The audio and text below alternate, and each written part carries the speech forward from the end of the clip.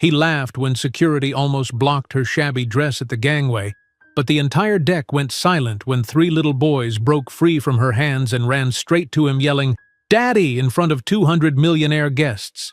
But before we dive into the full story, let me know where you're watching from and what time it is.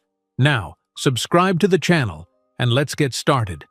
Boston, 2017. Sofia Rodriguez adjusted her only blazer, a navy blue second-hand affair she'd purchased for conference presentations, and reviewed her notes one last time. The MIT conference on biotechnology economics sprawled before her, a sea of privileged faces and designer suits that made her simple outfit feel woefully inadequate. She tucked a strand of dark hair behind her ear and straightened her shoulders. "You've got this," she whispered to herself, a ritual inherited from her mother. "6 años de sacrificios para estar aquí. Don't waste it." 6 years of sacrifices indeed. Her parents had crossed the Mexican border with barely $100 between them, working multiple jobs to give their daughter opportunities they never had. Now, with her full scholarship to MIT's economics program, Sofia was determined to make those sacrifices count. When her name was called, Sofia approached the podium with practiced confidence that masked her racing heart. Her presentation on cost-efficient distribution models for essential medications flowed more smoothly than she had anticipated. The audience, initially distracted and disinterested, gradually engaged as her passion for accessible healthcare became evident. "The current pricing model for life-saving medications is fundamentally flawed," she concluded. "We don't just need new drugs. We need new ways to get existing treatments to people who can't afford 5-figure annual costs. Thank you." The applause was polite but uninspired, except for one pair of hands that continued clapping after others had stopped. Sofia noticed him immediately. Tall, impeccably dressed in what she recognized as a bespoke suit, with neatly trimmed blonde hair and the confident posture of someone born into privilege. At the post-presentation cocktail reception, Sofia stood alone, nursing a single glass of champagne while scrolling through emails on her phone. A pretense, really. She knew no one important enough to be messaging her during the conference. "Your distribution model is ambitious, revolutionary even." The voice came from behind her, smooth and self-assured. She turned to find the blond man from the audience, now standing close enough that she could see his eyes were the same deep blue as his custom-tailored suit. "Thank you," she replied cautiously, expecting the critique that usually followed such openings from industry professionals. "Blake Thompson," he offered his hand, CFO of Thompson Pharmaceuticals. Sofia nearly choked on her champagne. Thompson Pharmaceuticals was one of the largest pharmaceutical companies on the East Coast, notorious for their premium pricing strategies, exactly the kind of business model she had just critiqued. "Sofia Rodriguez," she managed, taking his hand. "I'm surprised someone from Thompson would find anything positive in my presentation." His smile was disarmingly genuine. "Just because I work within the current system doesn't mean I can't appreciate fresh perspectives. Your model has some flaws, but the core concept is intriguing." Their conversation flowed with unexpected ease. Blake asked questions that demonstrated he'd actually listened to her presentation, challenging her assumptions, but without the condescension she often encountered from pharmaceutical executives. "Where did you develop such passion for pharmaceutical accessibility?" he asked as they moved to a quieter corner of the reception.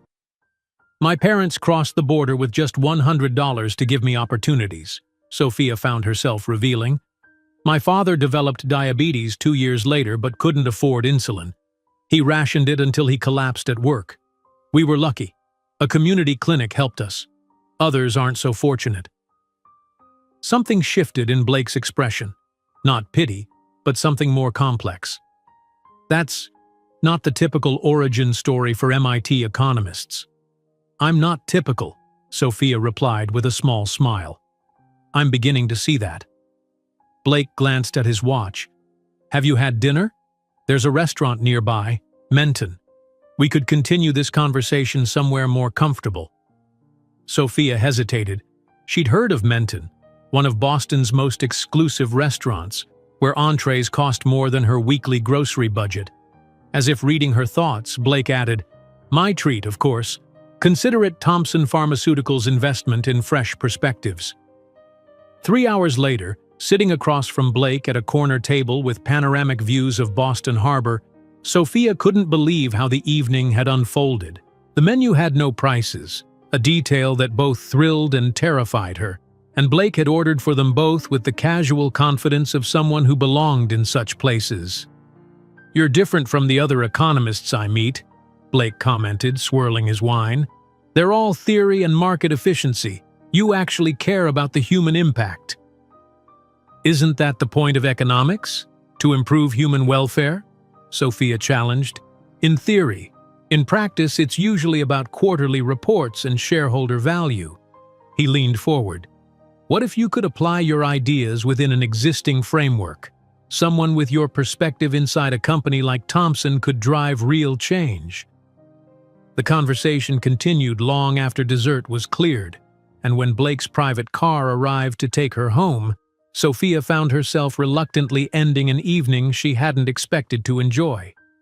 "This is me," she said, as the luxury sedan pulled up to her modest student apartment building in Cambridge. Blake looked out the window, surprise briefly flashing across his features at the shabby exterior. "May I walk you to your door?" Her tiny studio apartment suddenly seemed embarrassingly small and sparse as she unlocked the door, acutely aware of Blake's presence behind her. A stack of textbooks served as her nightstand. Her desk was a repurposed kitchen table from Goodwill. The single window overlooked a brick wall.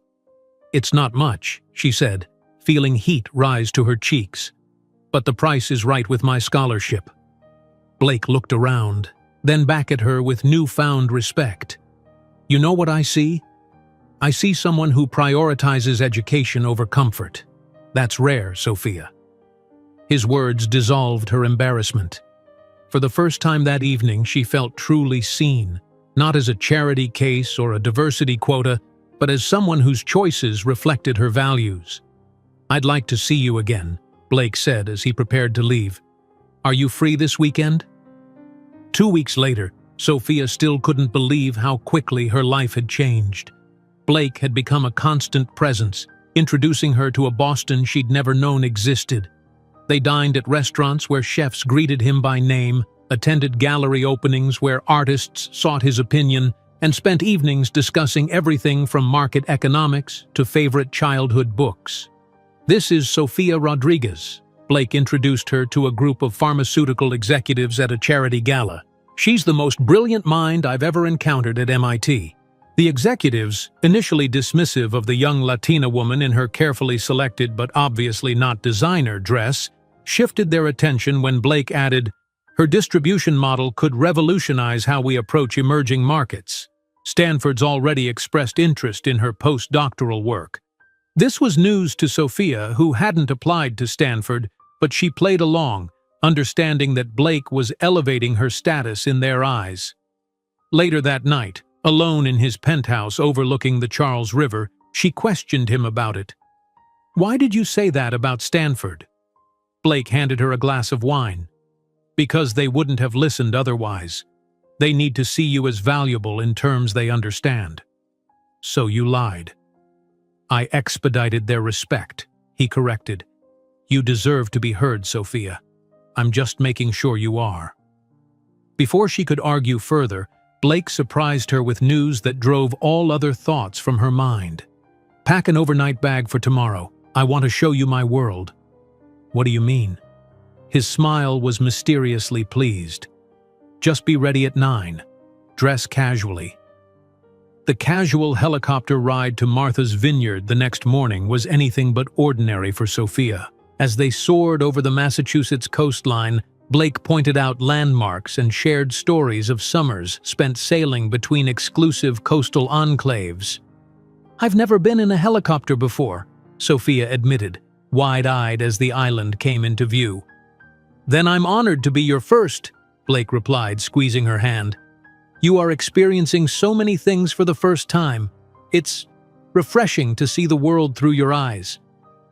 The weekend unfolded like a dream.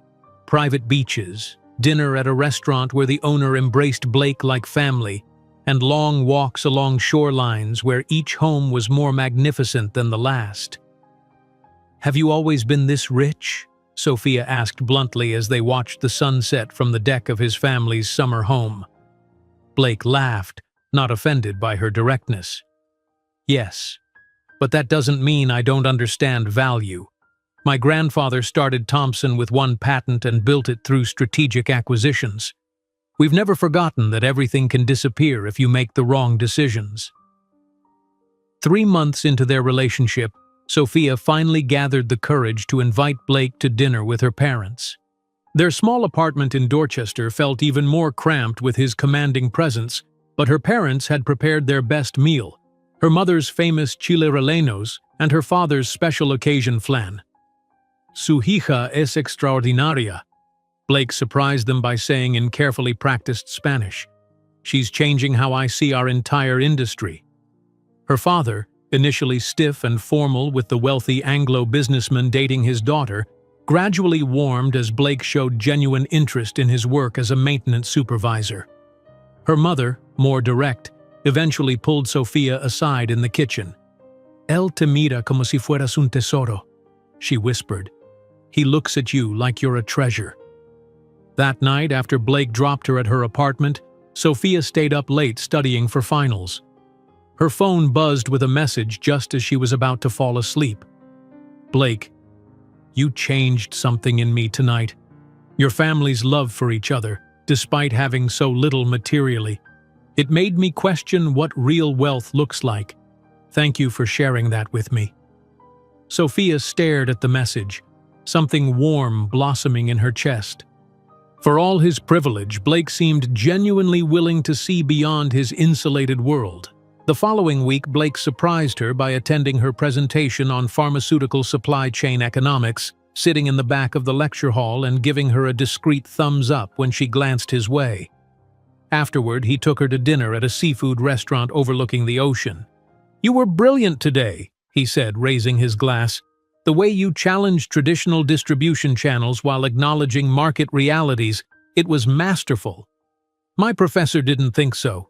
He called it naively idealistic." "Your professor is protecting an outdated system," Blake countered. "The future belongs to innovators like you." As waves crashed against the shore outside the restaurant windows, Blake reached across the table and took her hand. "I love you, Sofia Rodriguez," he said simply.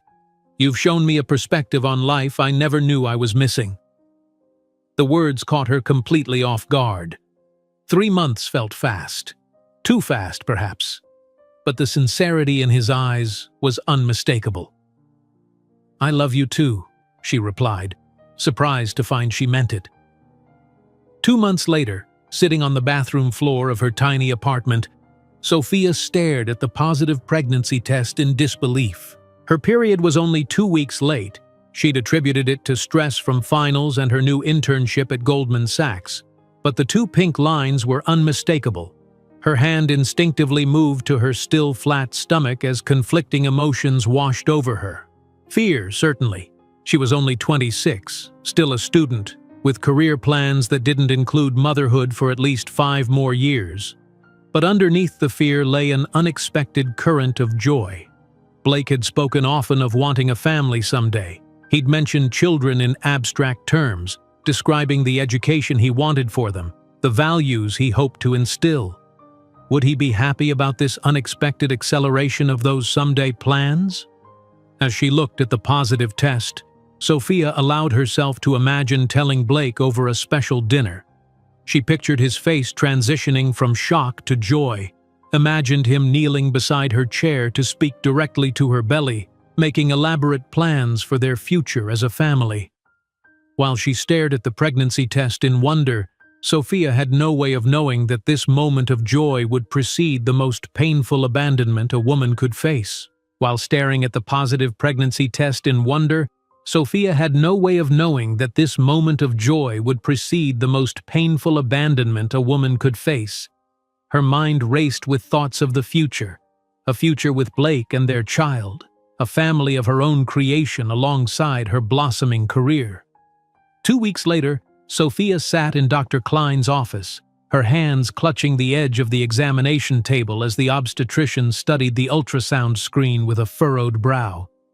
"Ms. Rodriguez, I'm seeing something quite unusual here," Dr. Klein said, adjusting the ultrasound wand across Sophia's still flat stomach. "Is something wrong with the baby?" Sophia's voice caught in her throat. "Not wrong, but—" The doctor turned the screen toward her. "Do you see these 3 separate formations? Congratulations, you're carrying triplets." Sophia's world tilted on its axis. "Triplets? That's impossible. Rare, certainly, but not impossible, especially with your family history of fraternal twins on your mother's side." Dr. Klein continued explaining statistics and prenatal care recommendations, but Sophia barely heard anything past the word triplets.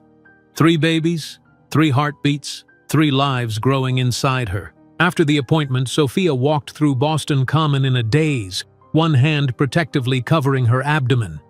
The initial shock gradually gave way to a strange, fierce determination. This wasn't her plan, not the timing, certainly not the number, but these were her children. She would find a way. That evening she called Blake and suggested dinner at Beacon Hill, an elegant restaurant where they had celebrated her scholarship renewal months earlier. The significance of the location wasn't lost on him. "Beacon Hill? Something special to celebrate?" Blake's voice sounded distracted. She could hear papers shuffling in the background. "You could say that. Friday at 8? I'll have my assistant make the reservation." Friday evening arrived with uncharacteristic punctuality from Boston's fickle spring weather, clear skies, a gentle breeze, and blooming cherry trees lining the streets near the restaurant. Sophia had chosen her outfit carefully, a simple burgundy dress that made her feel confident, paired with the pearl earrings her grandmother had given her for graduation. She arrived early, rehearsing different approaches in her head. Direct and straightforward seemed best. "Blake, I'm pregnant with triplets. We're having 3 babies." The maitre d' led her to a window table overlooking the illuminated city skyline. She ordered water and declined bread, her stomach too knotted with anticipation to consider eating yet. Blake arrived 20 minutes late. "Sorry," he said, sliding into his seat without kissing her, unusual for him. "Board meeting ran long. The acquisition in Philadelphia is hitting regulatory hurdles." He checked his phone twice before even looking at her properly. When he finally did, his expression softened slightly. "You look beautiful tonight. What's the occasion?" Sophia took a deep breath. "Blake, there's something important I need to tell you. Can it wait until after I order a drink? It's been a day from hell." He signaled the waiter without waiting for her response. After ordering an 18-year-old scotch, Blake leaned back in his chair. "Now what's this big news?" "I'm pregnant," Sophia said, the words tumbling out before she could arrange them more gracefully. Blake froze, his expression unreadable. "You're what?" "Pregnant. With triplets, actually." "Triplets?" He set his untouched scotch down with deliberate care. "That's biologically improbable." His words, clinical, detached, were not what she had expected. Not joy, perhaps, given the surprise, but not this cold assessment either. "Improbable, but true. I saw the ultrasound yesterday. 3 separate heartbeats." Blake's eyes narrowed, a coldness entering them that Sophia had never seen before. "Who else have you been with?" The question hit her like a physical blow. "What?" "Triplets are extremely rare without fertility treatments. Who else have you been sleeping with?" Sophia felt blood rush to her face, her voice rising despite her efforts to stay calm. "No one! How can you even ask me that? You know I've only been with you." Several diners at nearby tables glanced their way. Blake's jaw tightened as he leaned forward, lowering his voice to a harsh whisper. "Be reasonable, Sophia. This doesn't make sense. We've only been together for 6 months." "It doesn't have to make sense, Blake. It's happening. I'm carrying your children, our children." Blake's expression shifted. calculation replacing accusation. He took a long sip of his scotch, then set it down with deliberate precision. "This will ruin everything," he said finally. "Your studies, your career prospects. You're about to graduate with honors. Think about what you're throwing away." "I'm not throwing anything away," Sophia countered, though doubt flickered briefly. "Yes, the timing is challenging, but we can make it work, together." Blake laughed, a hollow sound devoid of humor. "Together? Sophia, be realistic. Do you have any idea what my family would say? What the board would think?" "I don't care what they think," she replied, though her voice trembled slightly. "This isn't about them." "Everything in my life is about them," he snapped. "The Thompson name stands for something in Boston. It has for generations." Something cold settled in Sophia's stomach as Blake reached inside his jacket and withdrew his checkbook. With practiced efficiency, he wrote out a check, tore it from the book, and slid it across the table. $50,000, he said flatly. "That should cover everything." Discreetly. Sophia stared at the check, understanding slowly dawning. "You want me to get an abortion. I want you to be practical. This isn't the right time for either of us. These are our children." "They're a cluster of cells at this point," Blake countered, his voice taking on the same tone he used when discussing business acquisitions. "And frankly, I'm not convinced they're even mine." Tears burned behind Sophia's eyes, but she refused to let them fall. "How dare you? I have never been with anyone else." Blake sighed, impatience edging into his tone. "Look, the check is more than generous. Use part of it to take a semester off if you need to recover. It's a clean solution." "Clean?" Sophia's voice rose. "There's nothing clean about abandoning your own children." His expression hardened. "Lower your voice. People are watching." "Let them watch," she hissed. "Let them see who Blake Thompson really is when the expensive suit comes off." Something shifted in Blake's eyes then, the last vestiges of the man she thought she knew disappearing entirely, replaced by cold calculation. "You are just a scholarship student who doesn't belong in my world," he said with cutting precision. "I was intrigued by your different perspective, but this," he gestured vaguely toward her stomach, "this is not part of my plan." Sophia sat perfectly still, his words slicing through her more painfully than any physical blow. "I thought you loved me." "I was entertained by you," Blake corrected. "There's a difference." With trembling fingers, Sophia picked up the check. For one terrible moment, she considered the life it could buy back, her career trajectory, her carefully planned future. Then, with deliberate movements, she tore it in half, then quarters, then eighths. "I don't want your money," she said, dropping the pieces onto his untouched plate. "And these children don't need a father who sees them as an inconvenience." Blake's face flushed with anger. "Don't be foolish. Think about what you're doing." "I am thinking, more clearly than I have in 6 months." Sophia gathered her purse, prepared to leave with whatever dignity she could salvage. Blake grabbed her wrist. "If you walk away from this offer, there won't be another. Don't embarrass me by calling my family. You never were anything more than temporary entertainment between board meetings." Sophia wrenched her arm away. "And you were never the man I thought you were." As she stood, Blake delivered his final blow, loud enough for nearby tables to hear. "Those bastards will never carry my surname." The restaurant fell silent. Faces turned toward their table, some curious, others embarrassed, a few openly disapproving. Sophia straightened her spine, looked directly into Blake's eyes, and spoke with quiet dignity. "One day, you will regret every word you've said tonight." She walked out of the restaurant with her head high, but once outside, the cool spring air hit her tear-streaked face like a slap. She made it 3 blocks before her legs gave out, collapsing onto a bench overlooking the public garden. Rain began to fall, gentle at first, then heavier, soaking through her carefully chosen dress. Sophia didn't move, letting the rain wash away her tears as reality settled over her like a weight. She was pregnant with triplets.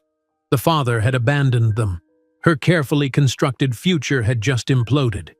In the months that followed, Sophia's life unraveled with brutal efficiency. Her student housing coordinator explained with practiced sympathy that family housing was limited and had a 2-year waiting list. "Perhaps other arrangements would be more suitable for your situation," the woman suggested, eyes flickering to Sophia's midsection. She found a tiny apartment in Dorchester, 1 bedroom with water stains on the ceiling and unreliable heat, but it was all she could afford. Packing her few possessions took less than a day, each item a reminder of the life she was leaving behind. Her supervisor at Goldman Sachs called her into his office the week after she began showing. "Sophia, your work has been exemplary, but we've noticed you seem distracted lately." "I'm pregnant," she said simply, "but it won't affect my performance." His discomfort was palpable. "The thing is, our clients expect a certain image from our associates. Perhaps it would be better for everyone if you took some time off." Translation: a visibly pregnant, unmarried Latina didn't fit the Goldman Sachs aesthetic. 3 days of desperate searching led her to a position as a cashier at CVS, irony of ironies, a pharmacy chain that prominently displayed Thompson Pharmaceuticals products. Every shift, she rang up medications with Blake's family name emblazoned across the packaging, each one a visceral reminder of his betrayal. The job barely covered rent. When her manager cut her hours, "You're moving too slowly, customers are complaining," Sophia took on night work digitizing medical records for a local hospital. When that still wasn't enough to cover prenatal care, she added weekend remote consulting for small businesses needing financial guidance. 3 jobs, all while carrying triplets. By her 7th month, her tiny frame was stretched to its limits. Her ankles swelled so severely she could no longer wear anything but the cheapest slip-on sneakers. Customers at CVS stared at her ringless finger, then at her prominent belly, judgment clear in their expressions. "Your situation is financially precarious for a multiple pregnancy," Dr. Klein warned during a checkup. "Have you considered applying for state assistance?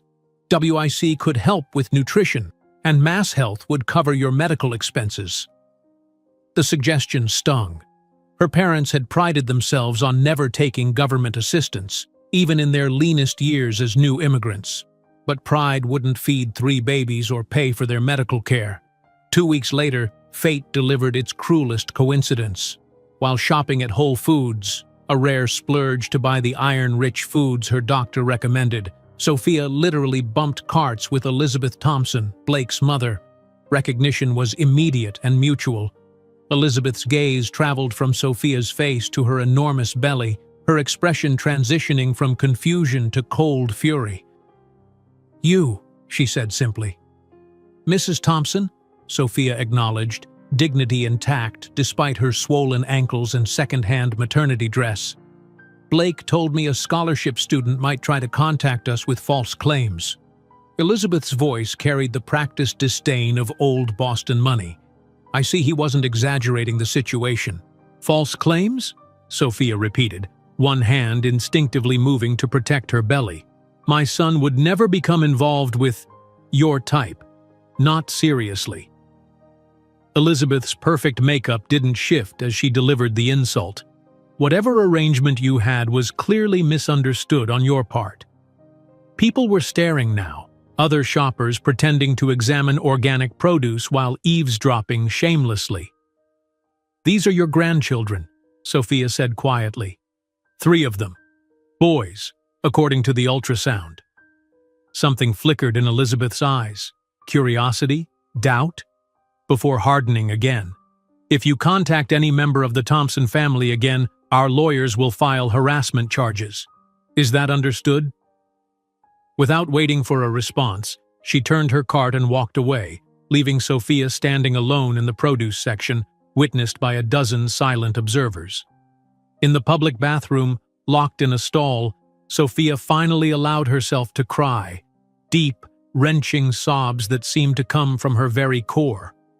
When the tears finally subsided, she placed both hands on her belly, feeling the movement of the 3 lives within.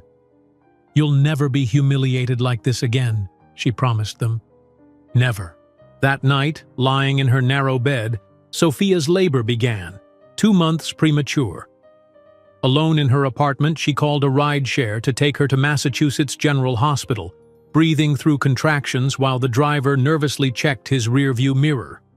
22 hours later, she held 3 tiny, perfect boys in her arms for the first time.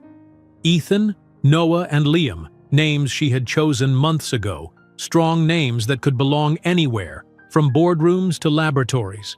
All 3 had Blake's startling blue eyes.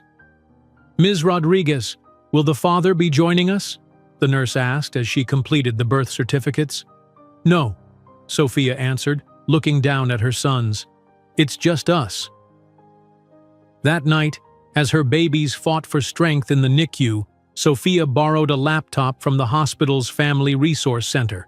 With determination burning through her exhaustion, she completed the business plan she had abandoned months ago, a revolutionary model for low-cost pharmaceutical distribution. "You never were anything more than temporary entertainment between board meetings," Blake's words echoed in her mind as she typed.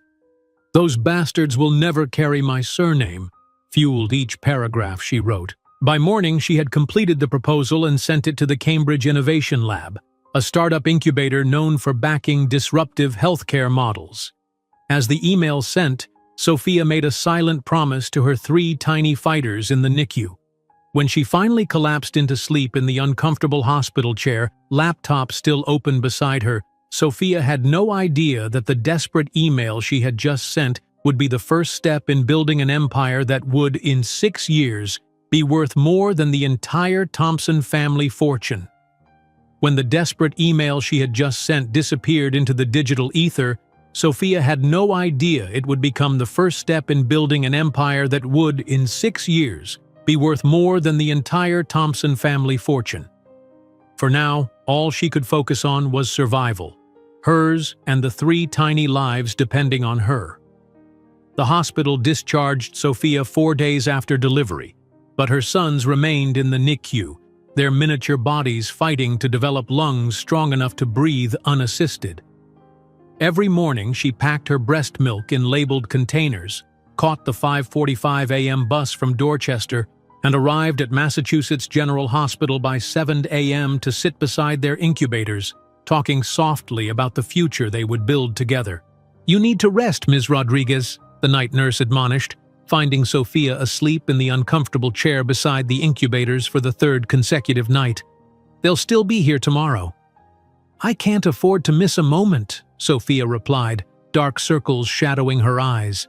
"Every day they know my voice matters." After 2 weeks of watching her children through plastic walls, Sophia faced the crushing reality of her housing situation. The landlord of her tiny Dorchester apartment had left a voicemail. "No babies. Lease says single occupancy only. You'll need to vacate by month's end." With trembling hands, she searched online listings at the hospital's family resource computer. Every affordable option required a credit check she couldn't pass or security deposits she couldn't afford. Places that might accept her situation were in neighborhoods where gunshots served as nightly lullabies. "Have you considered applying for transitional housing?" the hospital social worker suggested during a required consultation. "With premature triplets and your income level, you'd qualify for emergency assistance." Sophia's throat tightened. "My parents came to this country with nothing and never took handouts." "This isn't a handout," the social worker replied gently. "It's a safety net for extraordinary circumstances. Would your parents want their grandsons living somewhere unsafe?" That afternoon, Sophia completed the humiliating paperwork. Each box she checked: unemployed, single parent, no stable housing. Another blow to the self-image she'd cultivated as the success story, the scholarship student, the one who would make her immigrant parents proud.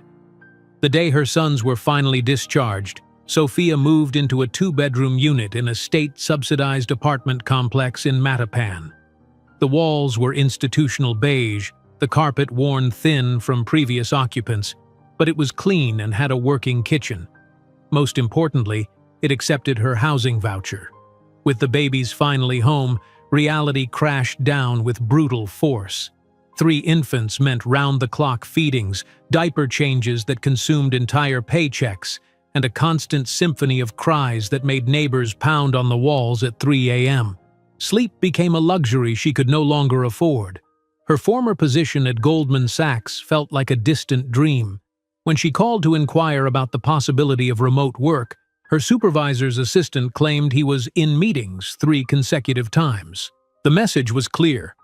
The prestigious firm had no place for a single mother of triplets, especially one whose physical appearance now showed the strain of her circumstances. One Tuesday morning, with the babies finally asleep after a night of colic, Sophia spotted a "Now Hiring" sign in the window of the CVS pharmacy 3 blocks from her apartment. The manager, a tired-looking woman in her 50s, looked skeptically at Sophia's resume. "You're vastly overqualified," she said, eyebrow raised. "MIT economics? Goldman Sachs internship? Why would you want to work as a cashier?" Sophia swallowed her pride. "I have 3-month-old triplets. I need flexible hours and something close to home." The manager's expression softened slightly. "Triplets? God help you." She glanced toward the door, then lowered her voice. "Look, I shouldn't do this, but my daughter was a single mom too. I can offer you 30 hours a week, split between mornings and evenings, $7.50 an hour." The salary wouldn't cover diapers and formula, let alone rent after her housing voucher expired, but it was a start. "I'll take it." Her first day at CVS brought a painful irony she hadn't anticipated. While stocking shelves in the pharmaceutical section, Sophia found herself handling boxes emblazoned with the Thompson Pharmaceuticals logo. Heart medications priced at over $500 for a 30-day supply. Each package she placed on the shelf felt like handling a piece of Blake's betrayal. "Could you hurry with that order?" her supervisor called. "We need you on register too." For 8 hours, Sophia rang up customers, many of whom looked at her worn appearance with thinly veiled disdain. Her CVS uniform, a red polo shirt stretched tight across her still-recovering postpartum body, was a stark contrast to the tailored blazers and silk blouses that once filled her closet. A middle-aged woman purchasing expensive face cream looked pointedly at Sophia's ringless finger, then at the photo of 3 infants she'd taped to her register. "Triplets? My goodness, was that planned?" Sophia forced a customer service smile. "They're the best unplanned blessing I've ever received." The woman's pitying look followed Sophia through the remainder of her shift. That night, after putting the boys to bed in the second-hand cribs donated by a local church, Sophia opened her laptop, the one luxury she'd refused to pawn, and searched for additional income opportunities. Remote data entry positions paid pennies but could be done during the precious hours when all 3 babies slept. Online financial consulting for small businesses might leverage her education, even if the clients weren't the Fortune 500 companies she'd once envisioned advising. By the end of the week, Sophia had cobbled together 3 jobs: morning shifts at CVS, evening medical data entry for a local hospital, and weekend consulting for immigrant-owned businesses struggling with financial planning. The combined income barely covered her expenses, leaving nothing for savings or emergencies. Each night, she fell asleep at her kitchen table, head resting on spreadsheets, only to be awakened 2 hours later by hungry cries from the bedroom. The face that looked back from her bathroom mirror grew gaunt, dark circles a permanent fixture beneath her once bright eyes. "Your financial situation is precarious for a multiple pregnancy." Dr. Klein's words echoed in her mind during a particularly difficult night when Ethan's cough kept the entire household awake. Without insurance, a pediatrician visit would mean skipping utility payments that month. In the morning, swallowing the last remnants of her pride, Sophia applied for mass health insurance for the boys. Another form, another admission of defeat. As the babies grew, so did the challenges. At 6 months, all 3 showed signs of the developmental delays common in premature infants. The physical therapist recommended specialized equipment Sophia couldn't afford. The nutritionist suggested organic formulas that cost triple the standard brand. "Ms. Rodriguez, are you getting any support from the father?" the social worker asked during a home visit, noticing the threadbare furnishings and Sophia's increasingly exhausted appearance. "No," Sophia answered simply, bouncing Noah on one knee while feeding Liam with her free hand. Ethan played on a blanket nearby, grasping at toys Sophia had salvaged from thrift stores. "Have you pursued child support? With triplets, you're entitled to significant—" "There will be no child support," Sophia interrupted, her voice firm. "No court proceedings, no legal entanglements." The social worker frowned. "May I ask why? It could make a tremendous difference in your circumstances." Sophia looked at her sons, all three with Blake's piercing blue eyes. "Because some prices are too high, even for survival." What she couldn't explain was the visceral dread that filled her at the thought of Blake having any legal connection to her children. No amount of money could compensate for the risk of him appearing in their lives only to reject them again, or worse, to claim them as Thompson heirs if he ever discovered their exceptional intelligence, already evident in how quickly they processed their surroundings.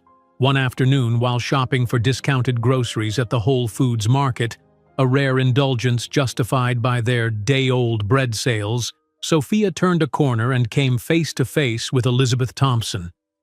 For a heartbeat, neither woman moved, both frozen in mutual recognition. Elizabeth's gaze traveled from Sophia's face to the triplet stroller where three identical 7-month-old boys slept peacefully. Her perfectly composed expression faltered for a moment, recognition flickering in her eyes as she registered the unmistakable Thompson features reflected in the babies' faces. "My son never got involved with your kind," Elizabeth said coldly, but her voice lacked the conviction of their previous encounter. Sophia straightened her shoulders, summoning dignity despite her worn coat and discount store jeans. "Your grandchildren are growing beautifully, Mrs. Thompson. They're already showing signs of exceptional intelligence." Elizabeth's hand tightened on her shopping cart. "Don't you dare approach our family. Blake is engaged to Catherine Winthrop. Their wedding is next spring." The information was a knife twist Sophia hadn't anticipated. Blake had moved on completely, erasing her, erasing their children as if they had never existed. "Congratulations to the happy couple," Sophia replied, her voice steady despite the pain lancing through her chest. "I hope they're very happy together." She turned the stroller and walked away, her back straight, refusing to give Elizabeth the satisfaction of seeing her crumble. In the public restroom, Sophia locked herself in a stall and allowed silent tears to fall for exactly 60 seconds, all the time she could afford to waste on Blake Thompson and his cold-hearted family. When the minute passed, she wiped her face, straightened her clothes, and emerged to face the world again. That night, after the boys were asleep, Sophia sat in the dim light of her kitchen table and made a decision. Opening her laptop, she pulled up the document she'd been working on sporadically between shifts and midnight feedings. A comprehensive business plan for a pharmaceutical distribution model that would make essential medications accessible to those who couldn't afford Thompson Pharmaceuticals' inflated prices. "Your situation is precarious," every doctor had told her. "Not our target demographic," every landlord had implied.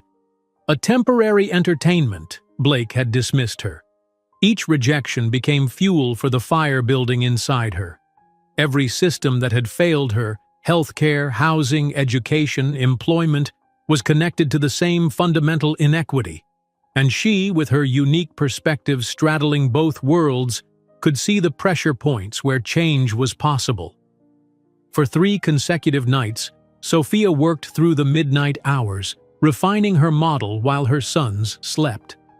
On the 4th morning, dark circles shadowing her eyes, she emailed her completed proposal to 3 pharmaceutical startup incubators and 5 social impact investors. Within the week, she received a response from Cambridge Innovation Labs.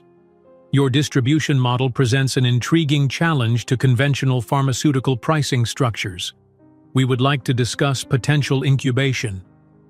As she read the email during her lunch break at CVS, surrounded by Thompson Pharmaceuticals products she could barely afford to purchase with her employee discount, Sophia didn't realize she was looking at the first building block of what would become her empire.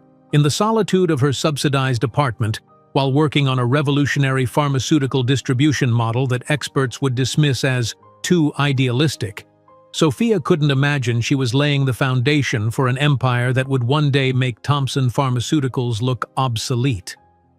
In the solitude of her subsidized apartment, while working on a revolutionary pharmaceutical distribution model that experts would dismiss as too idealistic, Sophia couldn't imagine she was laying the foundation for an empire that would one day make Thompson Pharmaceuticals look obsolete.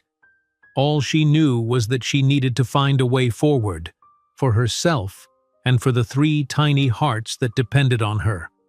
At 37 weeks pregnant, Sophia felt the first contraction while organizing inventory shelves at CVS.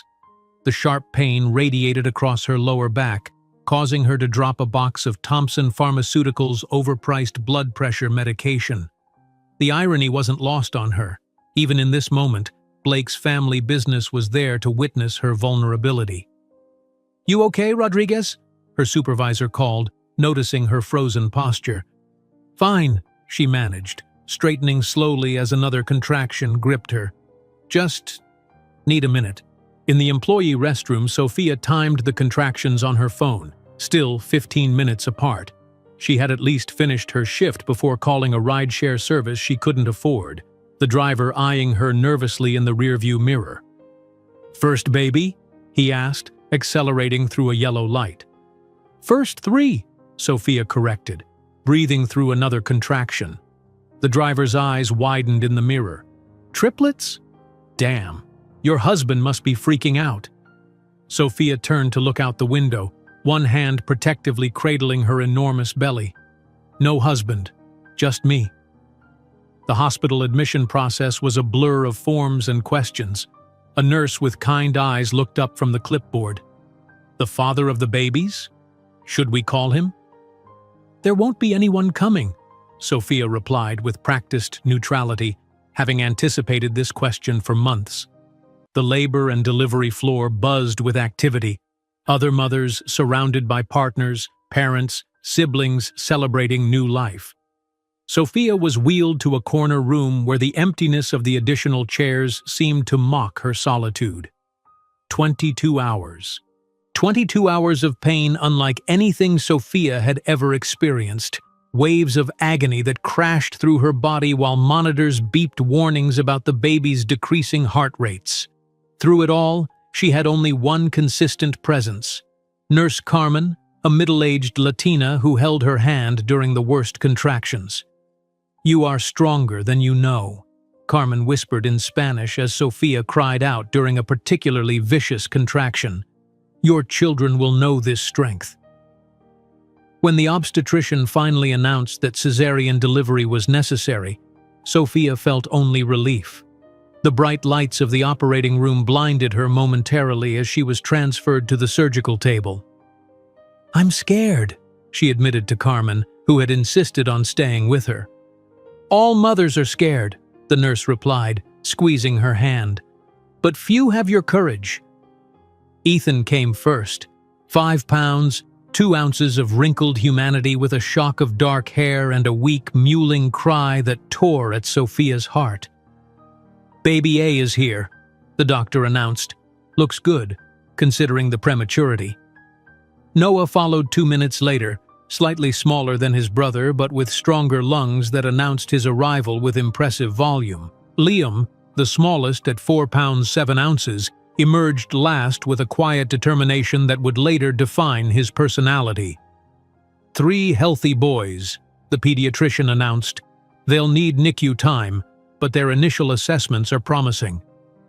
Sophia caught only glimpses of her sons before they were whisked away, 3 tiny bundles racing toward incubators and monitors that would support their premature bodies. "Can I see them? Please, before they go," she begged, struggling against the effects of anesthesia. A nurse briefly held each swaddled infant near her face. Through her exhaustion, Sophia noticed one startling detail that made her heart constrict. All three boys had Blake's unmistakable blue eyes. Hours later, when she could finally sit upright in a wheelchair, Sophia was taken to the NICU. The room hummed with machinery keeping vulnerable newborns alive. In one corner, three identical incubators stood side by side, each containing a miniature version of the man who had abandoned them. "They're fighters," the NICU nurse assured her, "especially for 32-weekers. Sophia stared at the tubes and wires connected to her sons, overwhelmed by love and terror in equal measure. "When can I hold them? The smallest one isn't quite stable enough, but you can do kangaroo care with the other two tomorrow if their stats remain good." The next afternoon, seated in a rocking chair between two incubators, Sophia experienced the moment she'd imagined differently for 9 months, holding her children for the first time. The NICU nurse placed Ethan against her chest, skin to skin, then carefully positioned Noah on her other side. "Support their heads," the nurse instructed unnecessarily. Sophia's arms had already cradled protectively around her sons. Looking down at their tiny faces, so vulnerable, so perfect, Sophia was overcome. These were her children, hers alone. Whatever dreams she'd harbored about co-parenting with Blake had evaporated months ago, but the reality of single motherhood hit her fully in this moment. "Hello, my loves," she whispered, tears falling onto their hospital caps. "I'm your mama, and I promise you'll never need anyone else." When Liam was finally stable enough to join his brothers for kangaroo care the following day, Sophia held all three against her chest simultaneously. The weight of them together, perhaps 8 pounds of combined humanity, felt both impossibly light and enormously heavy with responsibility. Looking into their identical blue eyes, Blake's eyes, Sophia made a silent vow that crystallized into words as she spoke to them. "You will never need the Thompson surname to be extraordinary," she promised, kissing each tiny forehead. "And one day, he will regret every word he said about us." That night, unable to sleep in the uncomfortable hospital chair beside the incubators, Sophia borrowed a laptop from the Family Resource Center. The fluorescent lights buzzed overhead as she opened the half-finished business plan she'd been working on before bed rest had derailed her efforts.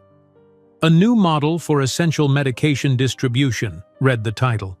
Below it lay the framework for a system that would bypass traditional pharmaceutical pricing structures, making life-saving medications accessible to those who needed them most. Professors had dismissed the concept as idealistic and commercially unviable. Blake himself had once called it naive during a dinner conversation, explaining patronizingly that pharmaceutical pricing was complex and necessary to fund research. But Sophia saw something they didn't, a gap in the market that was also a moral imperative. With fingers flying across the keyboard, she refined financial projections until dawn light streaked through the NICU windows. When a nurse arrived to check the baby's vitals, she found Sophia asleep over the keyboard, a completed business proposal glowing on the screen. While the triplets fought for strength in the NICU, Sophia fought her own battle, against exhaustion, against the system, against the ghost of Blake's dismissal that haunted her quietest moments. Between feeding schedules and medical consultations, she polished her proposal, drawing on everything she'd learned at MIT and during her brief time at Goldman Sachs. "Ms. Rodriguez, you should rest," the day nurse admonished, finding Sophia working on spreadsheets while pumping breast milk for the 3rd time that day.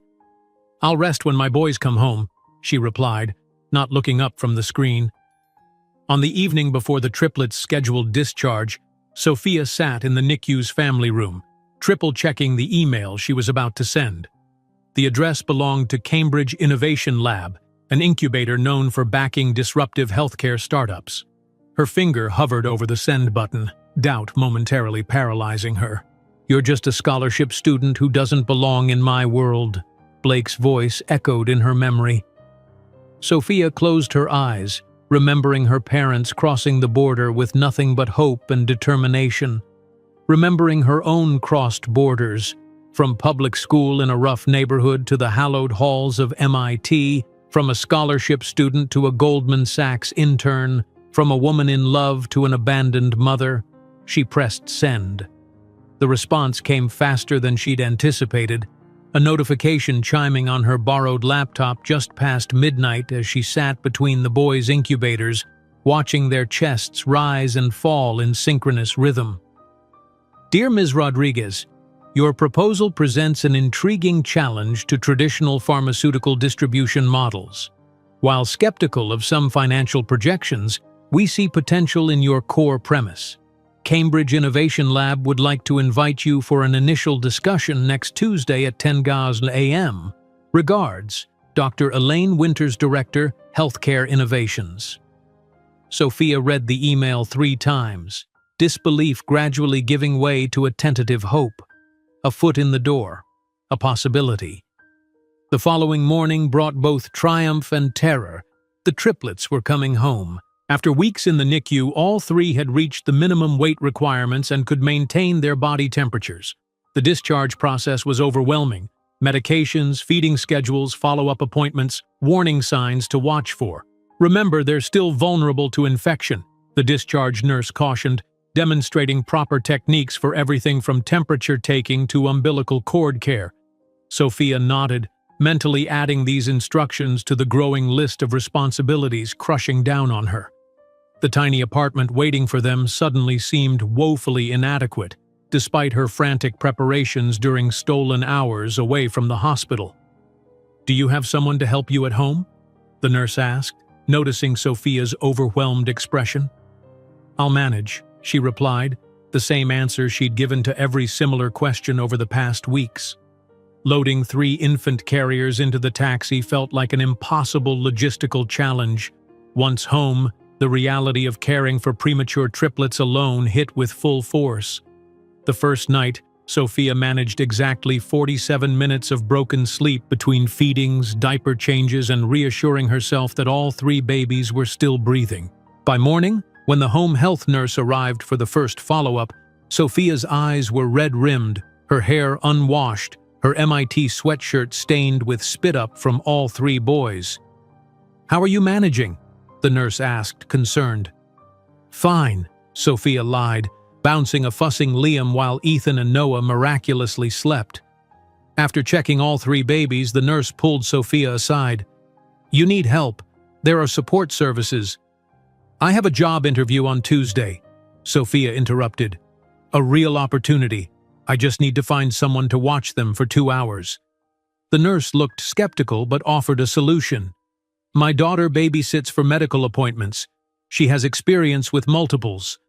With childcare arranged and her one presentable maternity dress ironed, Sophia prepared for the Cambridge Innovation Lab interview while simultaneously caring for 3 newborns.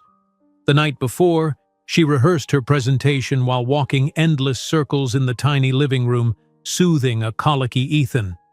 "We can create a new distribution pathway that bypasses traditional markup structures," she practiced, voice hoarse from lack of sleep.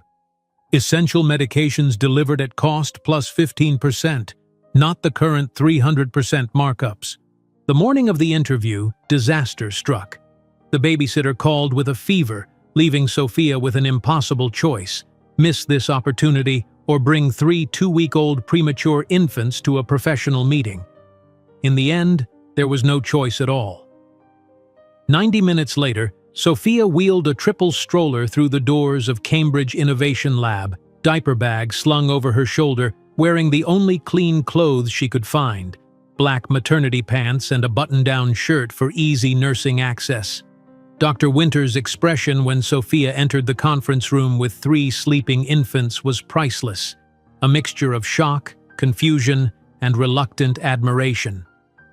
"I apologize for the unexpected guests," Sophia said, positioning the stroller where she could rock it with 1 foot while presenting. "My childcare arrangements fell through." "These are all yours?" Dr. Winters asked, peering at the identical faces. "Yes. They're 2 weeks old, born 7 weeks premature." Sophia unfolded her presentation materials with practiced efficiency. "Shall we begin?" For the next hour, Sophia delivered the most important presentation of her life while simultaneously monitoring 3 newborns. When Noah woke hungry midway through financial projections, she continued speaking while discreetly adjusting her nursing cover. When Liam needed a diaper change during questions about scalability, she handled it without breaking her explanation of distribution logistics. As the meeting concluded, Dr. Winters shook her head in amazement. "Ms. Rodriguez, I've seen countless pitches, but never one delivered while caring for triplets. If you can manage this level of multitasking, perhaps your ambitious projections aren't so unrealistic after all." On the bus ride home, all 3 babies miraculously sleeping, Sophia allowed herself the first real smile in months. The path forward remained impossibly steep, but for the first time since Blake's betrayal, she could see beyond survival to something resembling a future. When she clicked send on that desperate proposal, exhausted between NICU visits and pharmacy shifts, Sophia had no idea that email would be the first step in building a company that, in 6 years, would be worth more than the entire Thompson empire.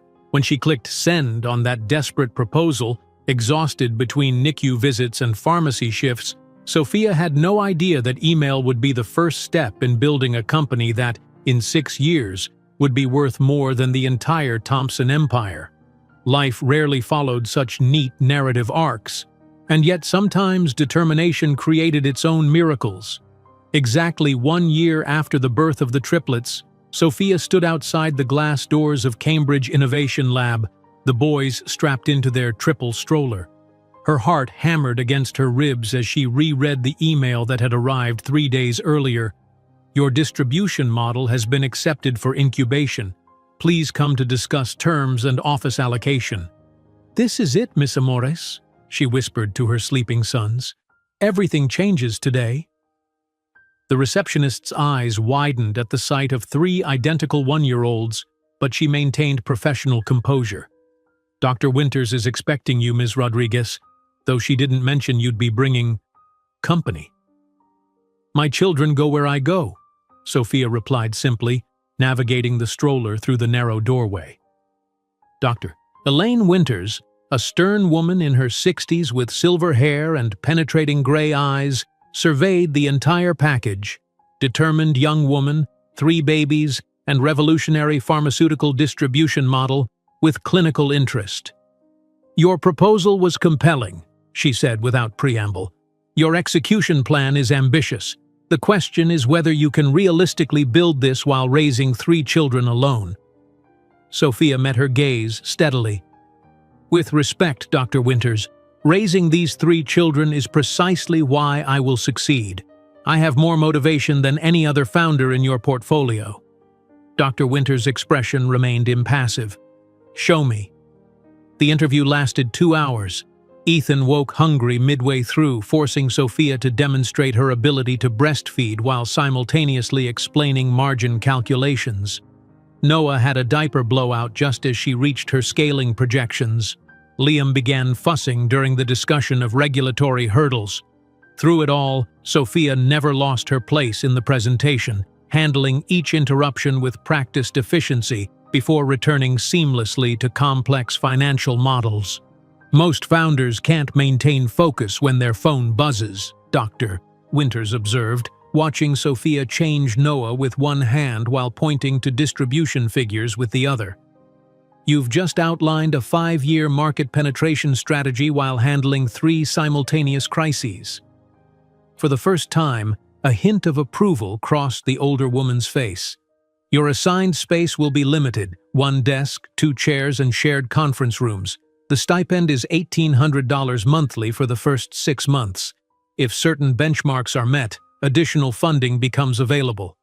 $1,800 wasn't enough to live on, especially with 3 growing children, but it was a start, a foundation upon which Sophia could build.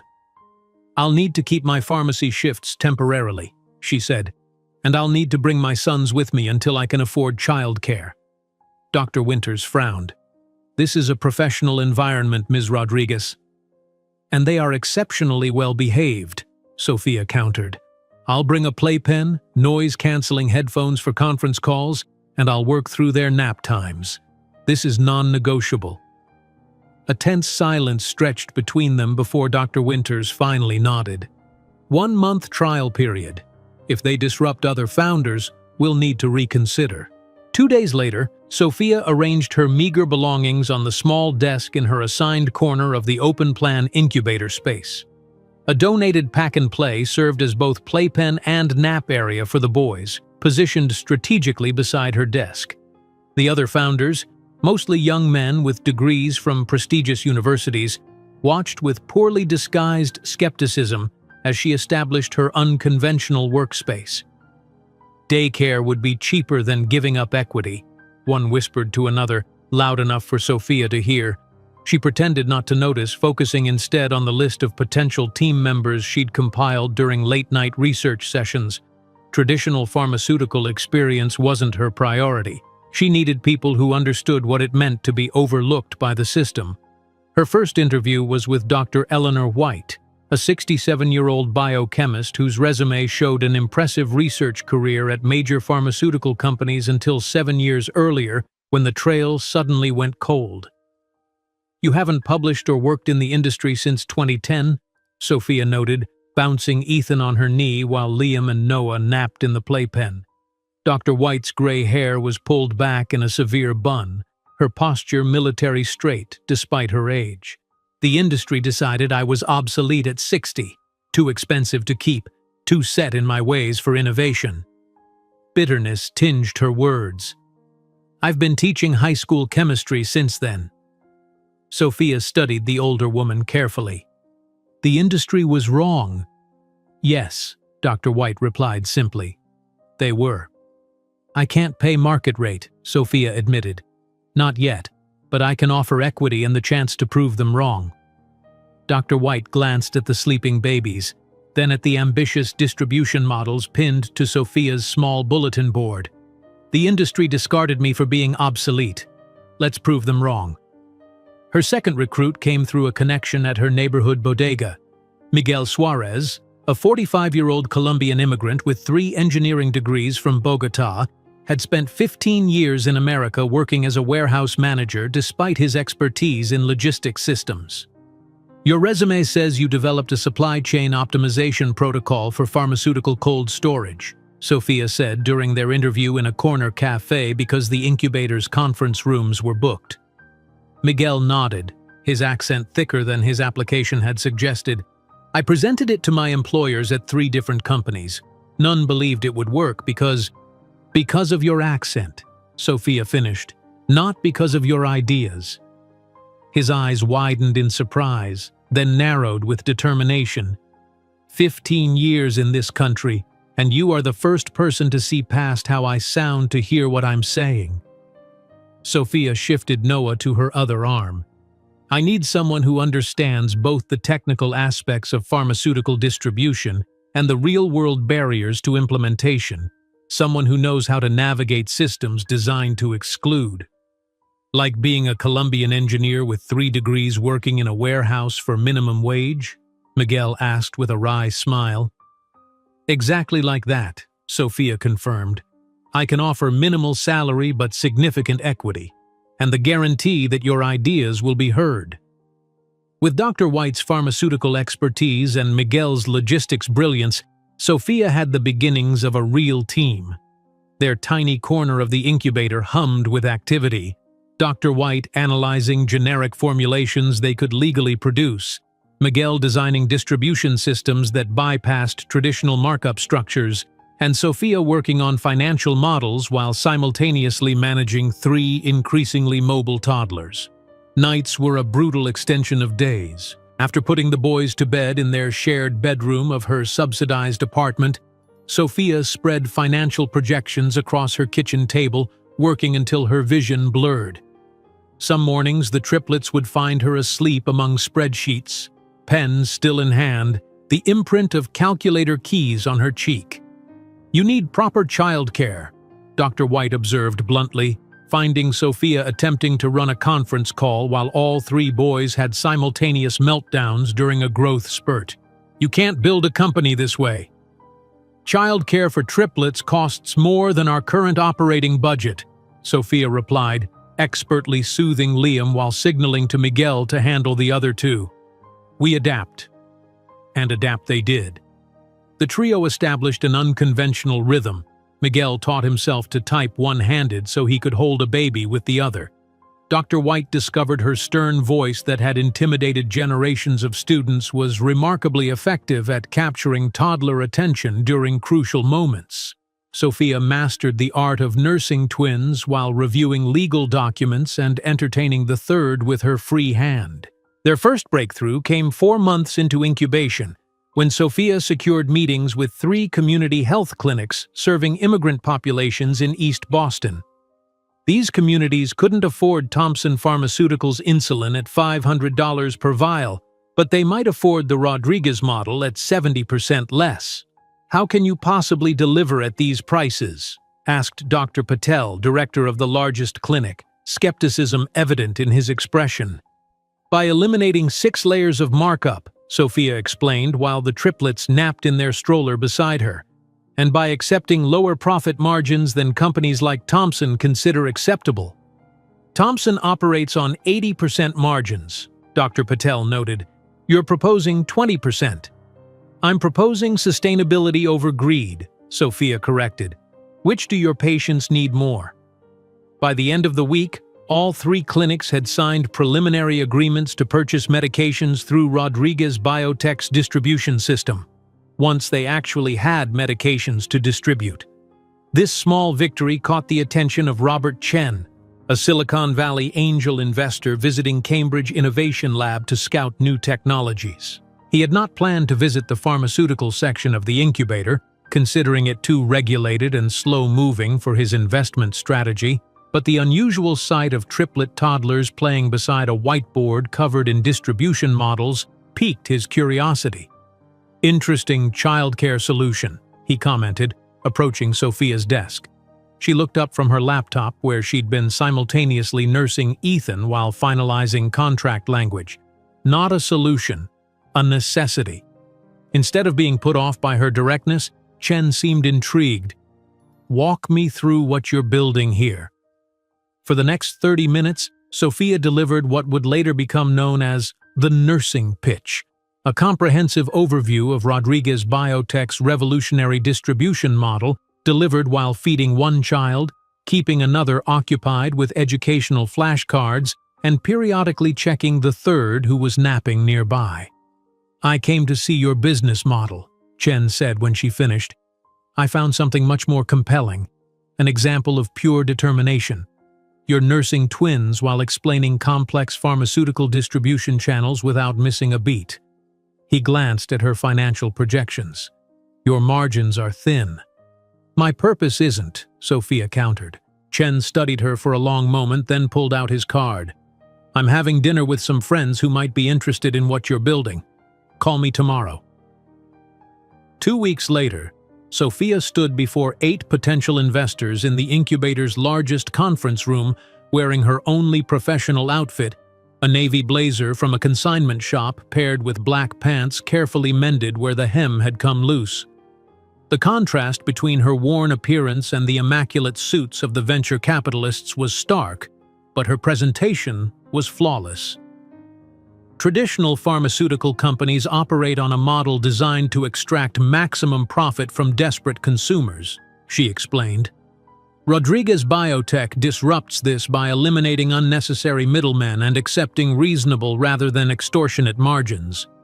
These communities can't afford $500 per medication.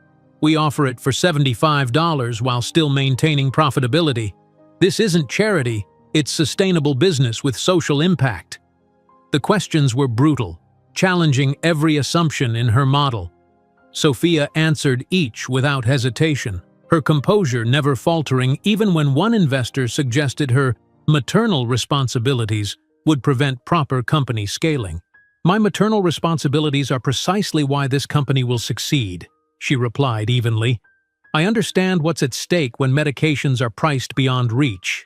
Do you?" 3 days later, Robert Chen called with news that would change everything. "My partners are in. $5 million initial funding, with potential for $15 million in Series A if you hit benchmarks." That night, after signing preliminary paperwork that would transform Rodriguez Biotech from concept to reality, Sophia and her tiny team gathered in her apartment for a modest celebration. Miguel brought cheap champagne while Dr. White supplied paper cups and a homemade cake. The triplets, now walking unsteadily, participated by smearing frosting across their identical faces. "To Rodriguez Biotech," Miguel toasted, raising his paper cup, "and to proving that the world was wrong about all of us." As they celebrated, Sophia's phone buzzed with a news alert. Blake Thompson named CEO of Thompson Pharmaceuticals following father's retirement. The accompanying photo showed Blake in an impeccable suit, the epitome of corporate success, standing beside his beaming parents at a lavish press conference. Sophia silently set her phone face down on the table, her expression betraying nothing as she turned back to her team, her real family, who had believed in her when no one else would.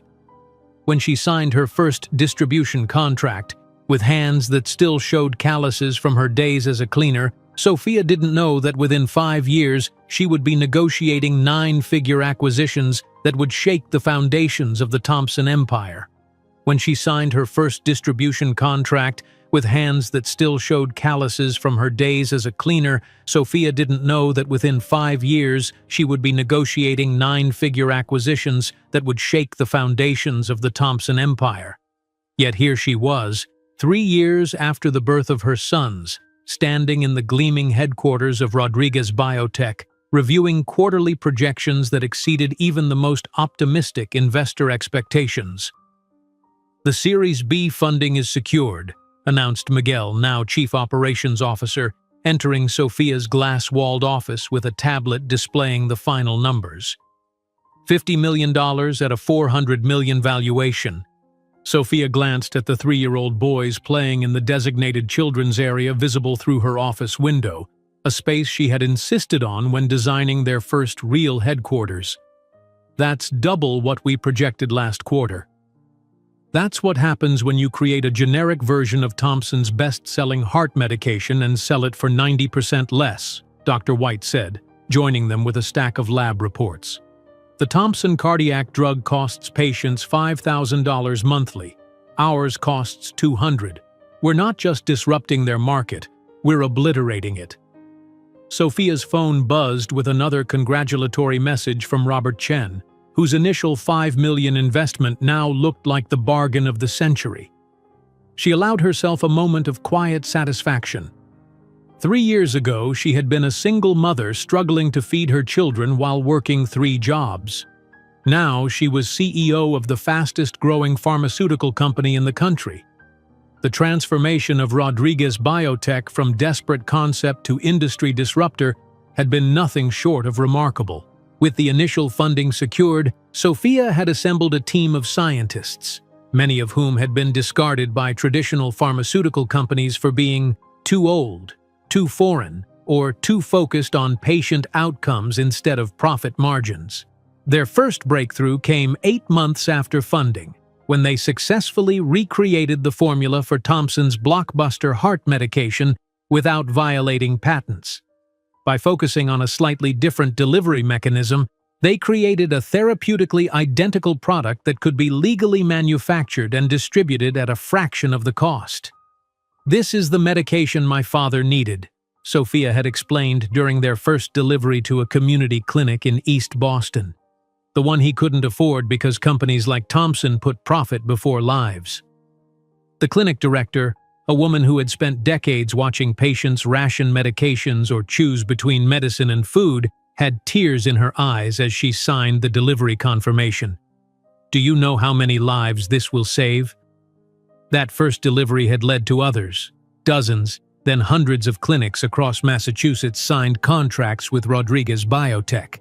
Healthcare providers who had been fighting the pharmaceutical industry's predatory pricing for years suddenly found an ally with both moral purpose and business acumen. Now, 3 years after the triplets' birth, Rodriguez Biotech occupied 3 floors of a Cambridge office building.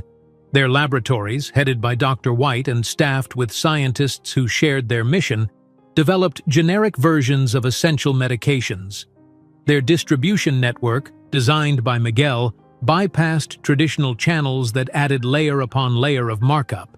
Most importantly, their impact was measurable not just in profit margins but in lives improved. Community health centers reported fewer hospitalizations for conditions that had previously gone untreated due to medication costs. Patients who had been forced to choose between rent and prescriptions now had access to affordable alternatives. "The cardiology department at Mass General wants to meet," Miguel reported, scrolling through his emails. "They say patient compliance with heart medication regimens has increased 70% since we entered the market." Sophia nodded, watching her sons through the glass wall. Ethan, always the leader, was organizing blocks into elaborate patterns while instructing his brothers. Noah, quieter and more methodical, was absorbed in a picture book about ocean creatures, his finger tracing each image with intense concentration. Liam, the most inquisitive, was disassembling a toy car to examine its inner workings. At 3 years old, all three already showed signs of exceptional intelligence. They had begun reading at 2, could count to 100 in both English and Spanish, and asked questions that sometimes left even their scientifically minded caregivers searching for answers. "Mommy, why is the sky blue but space is black if they're the same place?" Liam had asked that morning over breakfast, causing Sophia to reach for her phone to Google the scientific explanation. Their identical blue eyes, the only physical trait they had inherited from Blake, seemed to absorb everything around them with unusual intensity. Sophia sometimes caught glimpses of their father in the way Ethan's eyebrow raised when skeptical, or how Noah's forehead creased in concentration, but their spirits were entirely their own. "Dr. Rodriguez?" Her assistant knocked lightly on the doorframe. "The laboratory team is ready for the presentation on the diabetes medication." Sophia nodded, collecting her tablet. "Ask Marta to watch the boys for an hour. I'll be in the main conference room." The presentation was another triumph. Rodriguez Biotech had successfully developed a generic insulin that could be produced for 1/10 the cost of Thompson's version. The company was now poised to enter the diabetes medication market, potentially saving millions of patients from the financial devastation of insulin dependency. "When can we begin production?" Sophia asked after the lead scientist concluded his presentation. "Next month, if the final stability tests confirm what we're seeing. We'll be able to supply every community clinic in New England by the end of Q3. As the meeting concluded, Sophia's phone buzzed with a news alert. Thompson Pharmaceuticals stock falls 15% amid generic competition concerns. She dismissed the notification without comment, though a small part of her noted the irony.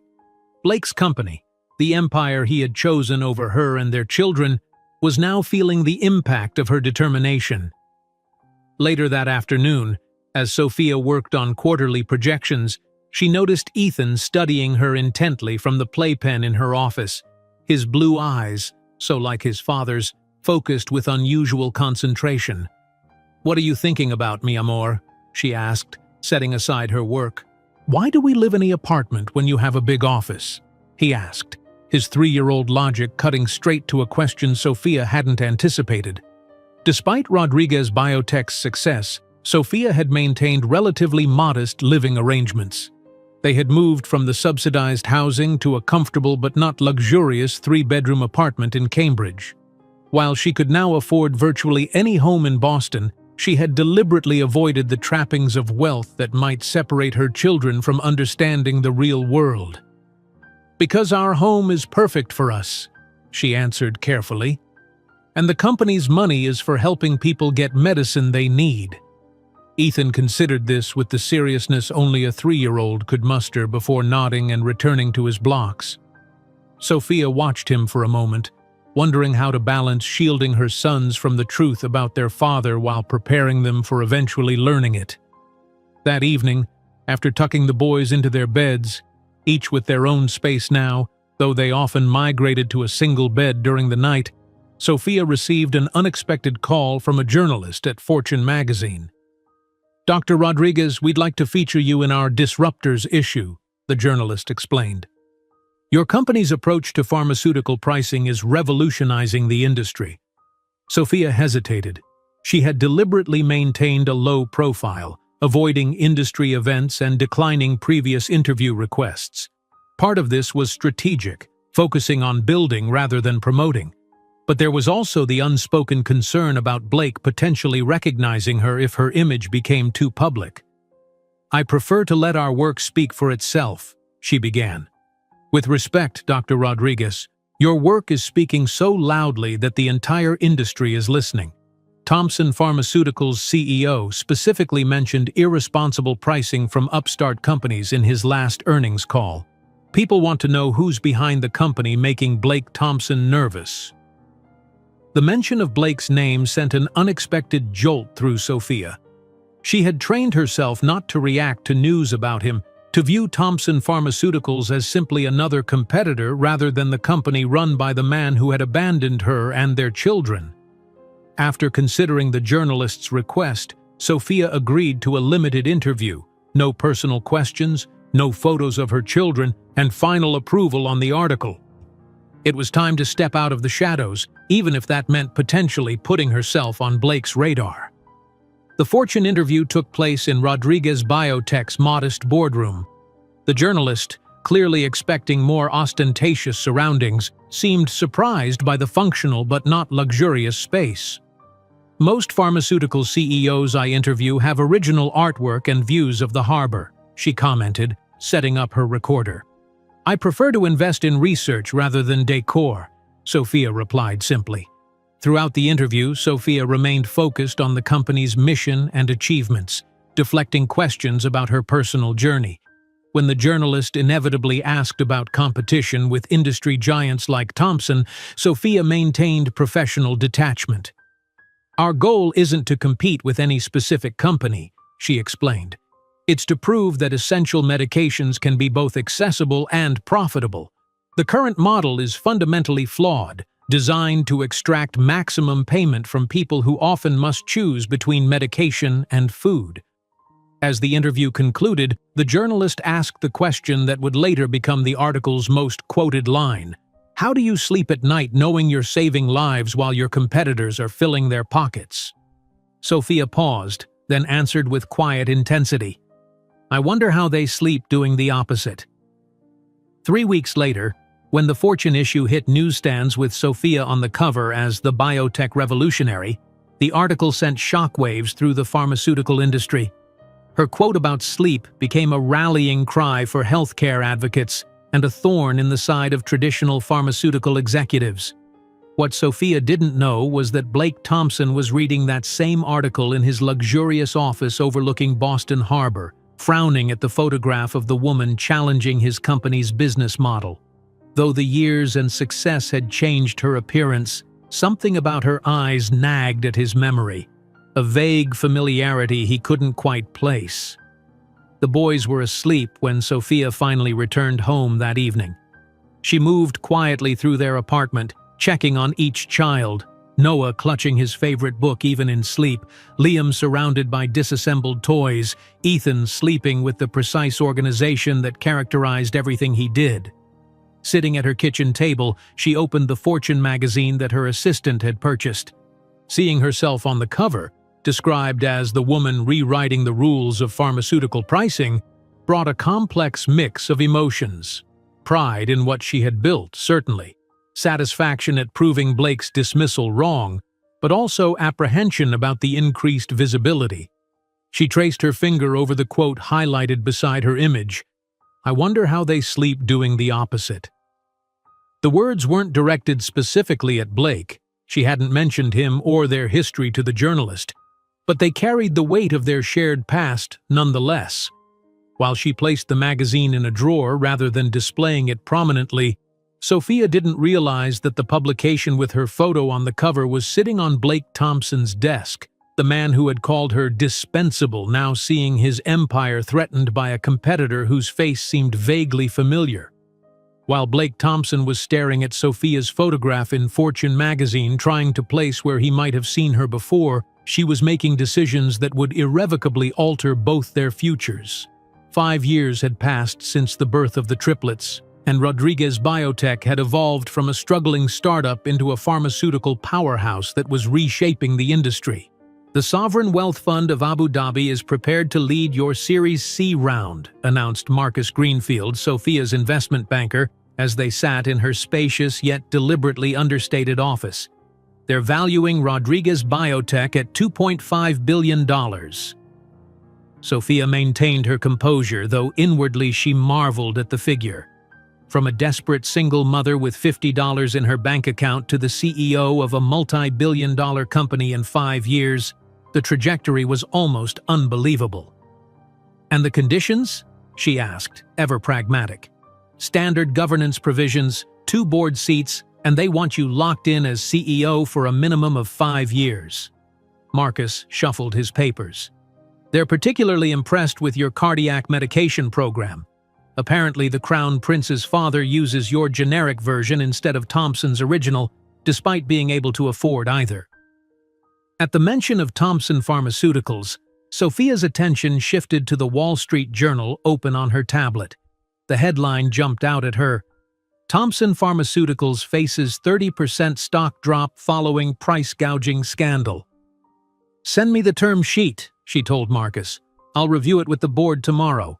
After he left, Sophia remained at her desk, studying the article about Thompson Pharmaceuticals. Blake had steered the company into increasingly aggressive pricing strategies, culminating in a 600% increase on a leukemia medication.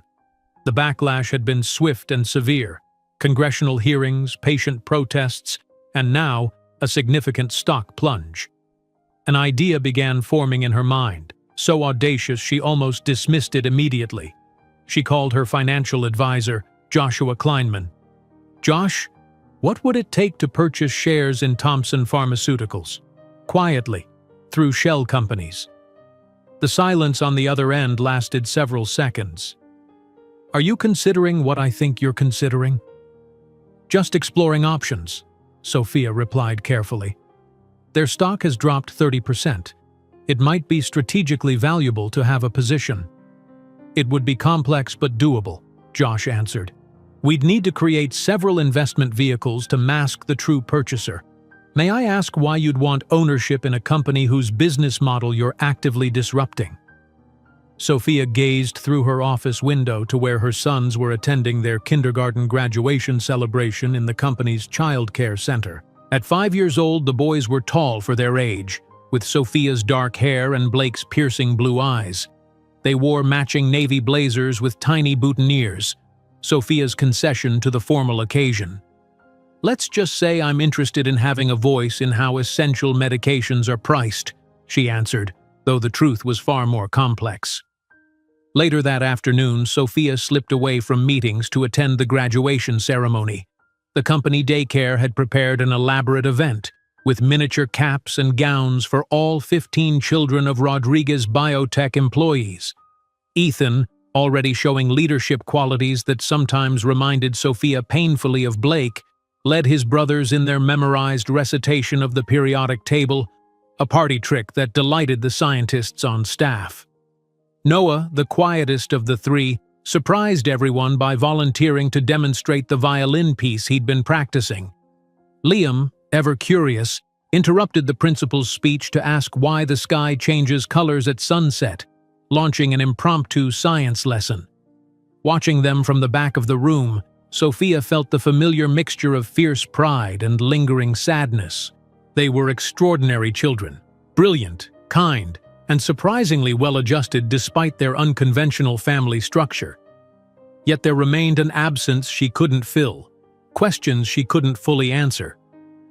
That evening, as Sophia prepared dinner in their Cambridge apartment, larger and more comfortable than their early days, but still modest by the standards of someone worth hundreds of millions, Liam ambushed her with the question she'd been dreading. "Why don't we have a dad like the other kids?" he asked, blue eyes wide with innocent curiosity. Sophia nearly dropped the pan she was holding. Noah and Ethan, playing chess at the kitchen table, immediately looked up, equally interested in her response. She had prepared for this moment, rehearsed answers with their family therapist, yet the actual question still caught her off guard. Setting down the spatula, she joined them at the table. Some families have different configurations, she began carefully. Some have a mom and dad, some have two moms or two dads, some have just one parent. We have each other, plus Tio Miguel and Tia Eleanor, Abuela Carmen and Abuelo Eduardo. But where is our dad? Liam persisted, ever the investigator. Did he die? No, he didn't die, Sophia answered truthfully. Your father and I, we weren't able to make a family together. But that doesn't mean I love you any less. In fact, I love you enough for two parents. Does he know about us? This came from Ethan, his expression serious beyond his years.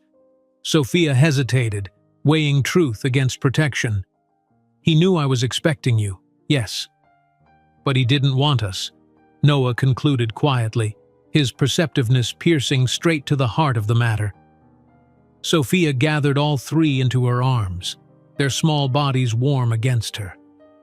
What happened between your father and me is complicated, and something we'll talk more about when you're older. What you need to know now is that his choices reflect nothing about your worth. You three are the most precious gifts I've ever received.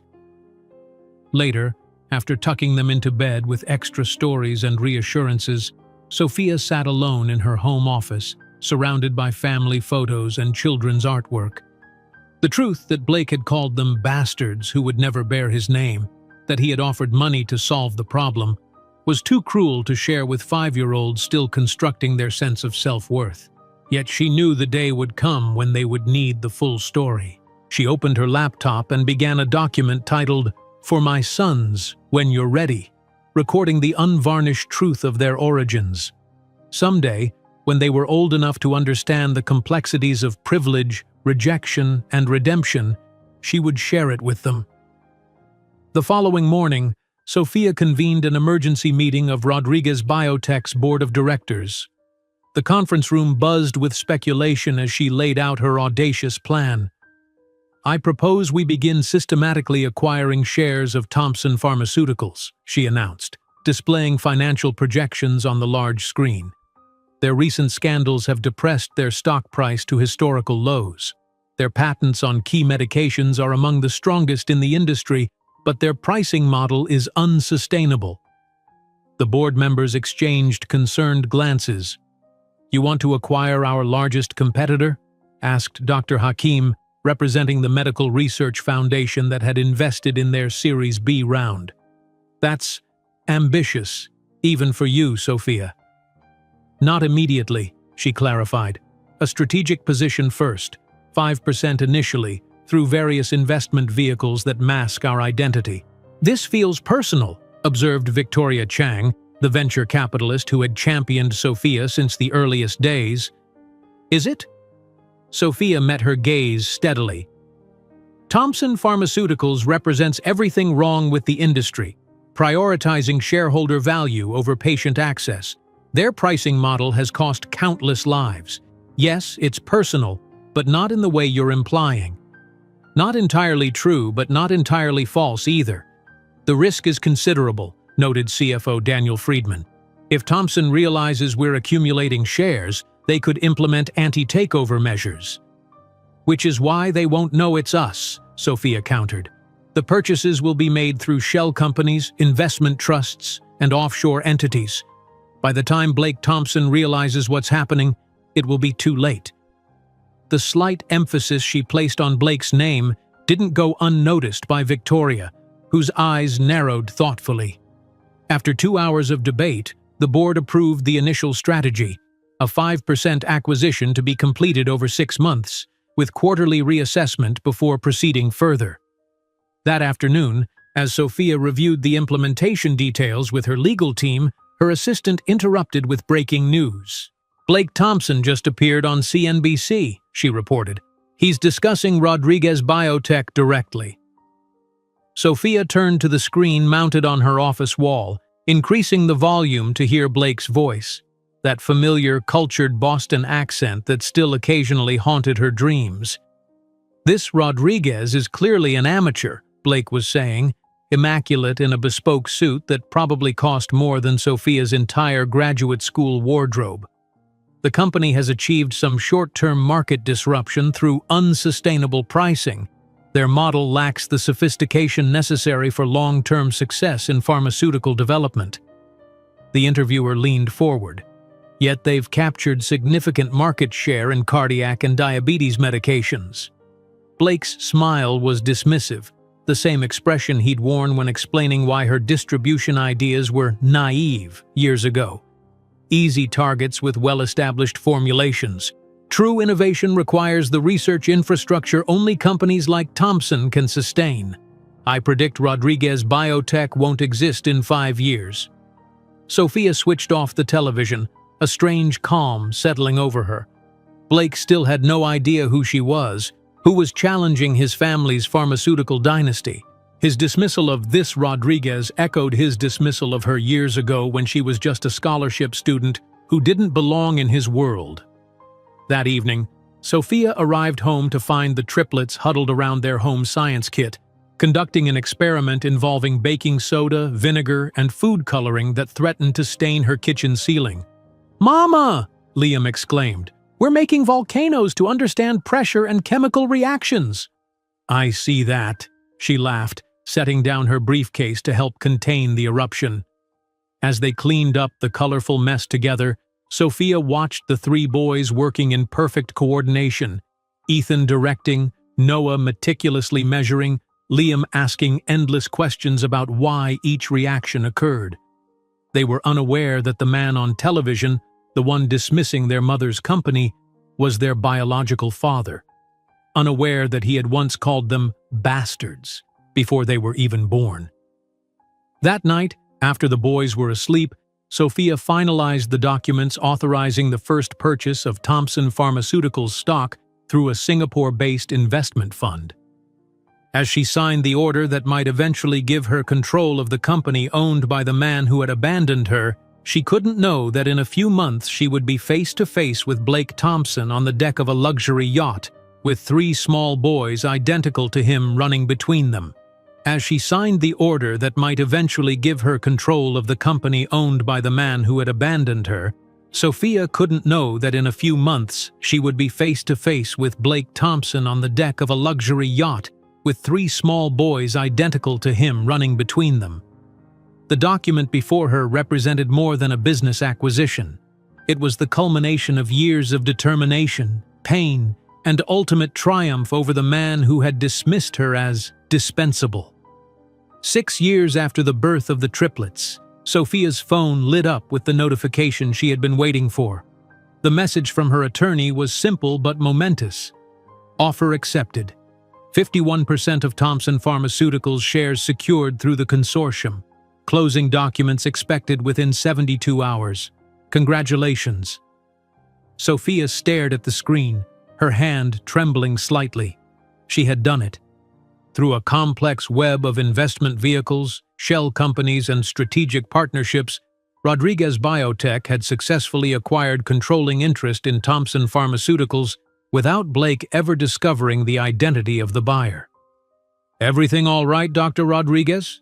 her assistant asked, noticing her momentary stillness. "Better than all right, Janet," Sophia replied, composing herself. "Please clear my schedule for tomorrow evening. I'll need to attend the merger celebration on the Manhattan Legacy." "The yacht event?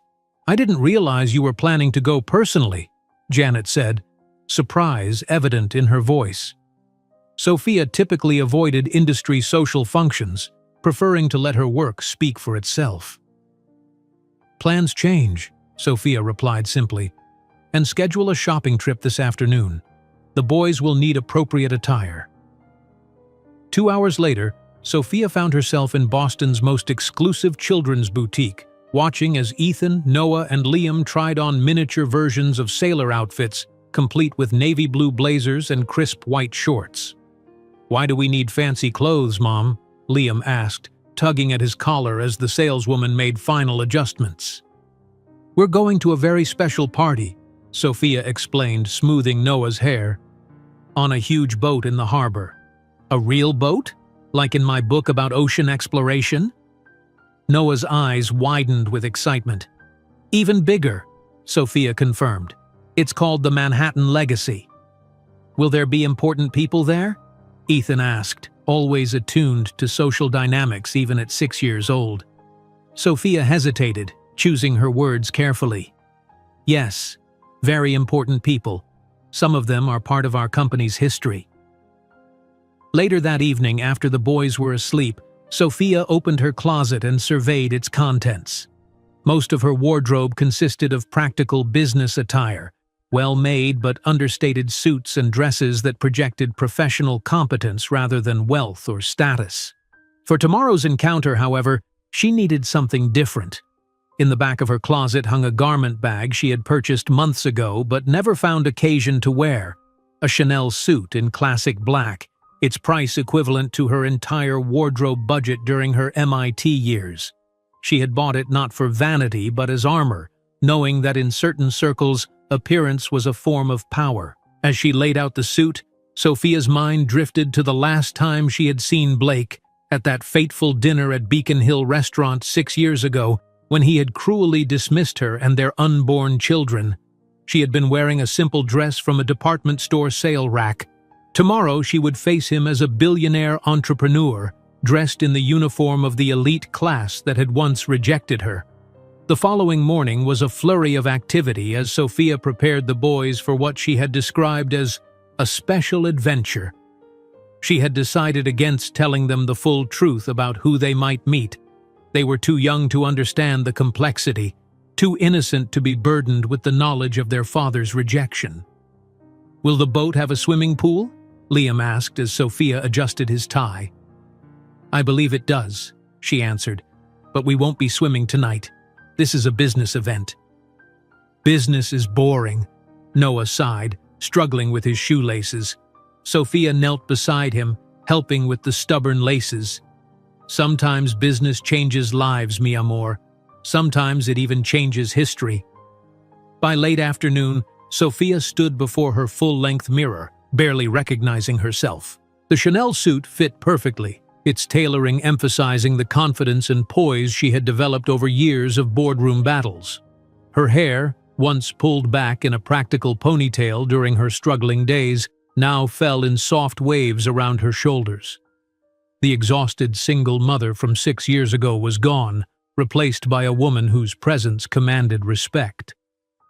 "Mama, you look like a queen," Ethan declared when she emerged from her bedroom. "Thank you, sweetheart," Sophia smiled, gathering her 3 identically dressed sons. "Remember what we practiced? Best behavior tonight. This is very important for Mama's company." As their private car approached the harbor, Sophia felt an unexpected flutter of nerves. This wasn't just another business transaction. Tonight would change everything. For Rodriguez Biotech, for Thompson Pharmaceuticals, and most significantly, for the 3 small boys who remained unaware that their biological father would be present.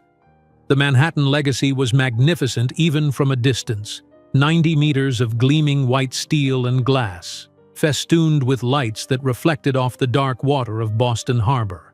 Worth approximately $120 million, the yacht represented exactly the kind of ostentatious display of wealth that Blake had always valued. "That's the biggest boat I've ever seen," Liam exclaimed as they approached the gangway. "It's not a boat, it's a yacht," Ethan corrected with the authority of a child who had recently learned a new word. "Actually, it's a super yacht," Noah added quietly, having absorbed this fact from one of his many books on maritime vessels. Sophia squeezed their hands reassuringly as they approached the security checkpoint at the base of the gangway. A stern-faced man in a dark suit consulted his tablet. "Name, please?" he asked without looking up. "Sophia Rodriguez and 3 guests," she replied calmly. The security guard glanced up, his expression changing from boredom to confusion as he took in the well-dressed Latina woman with 3 identical boys. He scanned his list again, frowning. "I don't see your name on the approved list, ma'am. This is a private event for Thompson Pharmaceuticals executives and investors." Sophia maintained her composure. "Please check again. Dr. Sophia Rodriguez, CEO of Rodriguez Biotech. We're the company that just acquired 51% of Thompson Pharmaceuticals."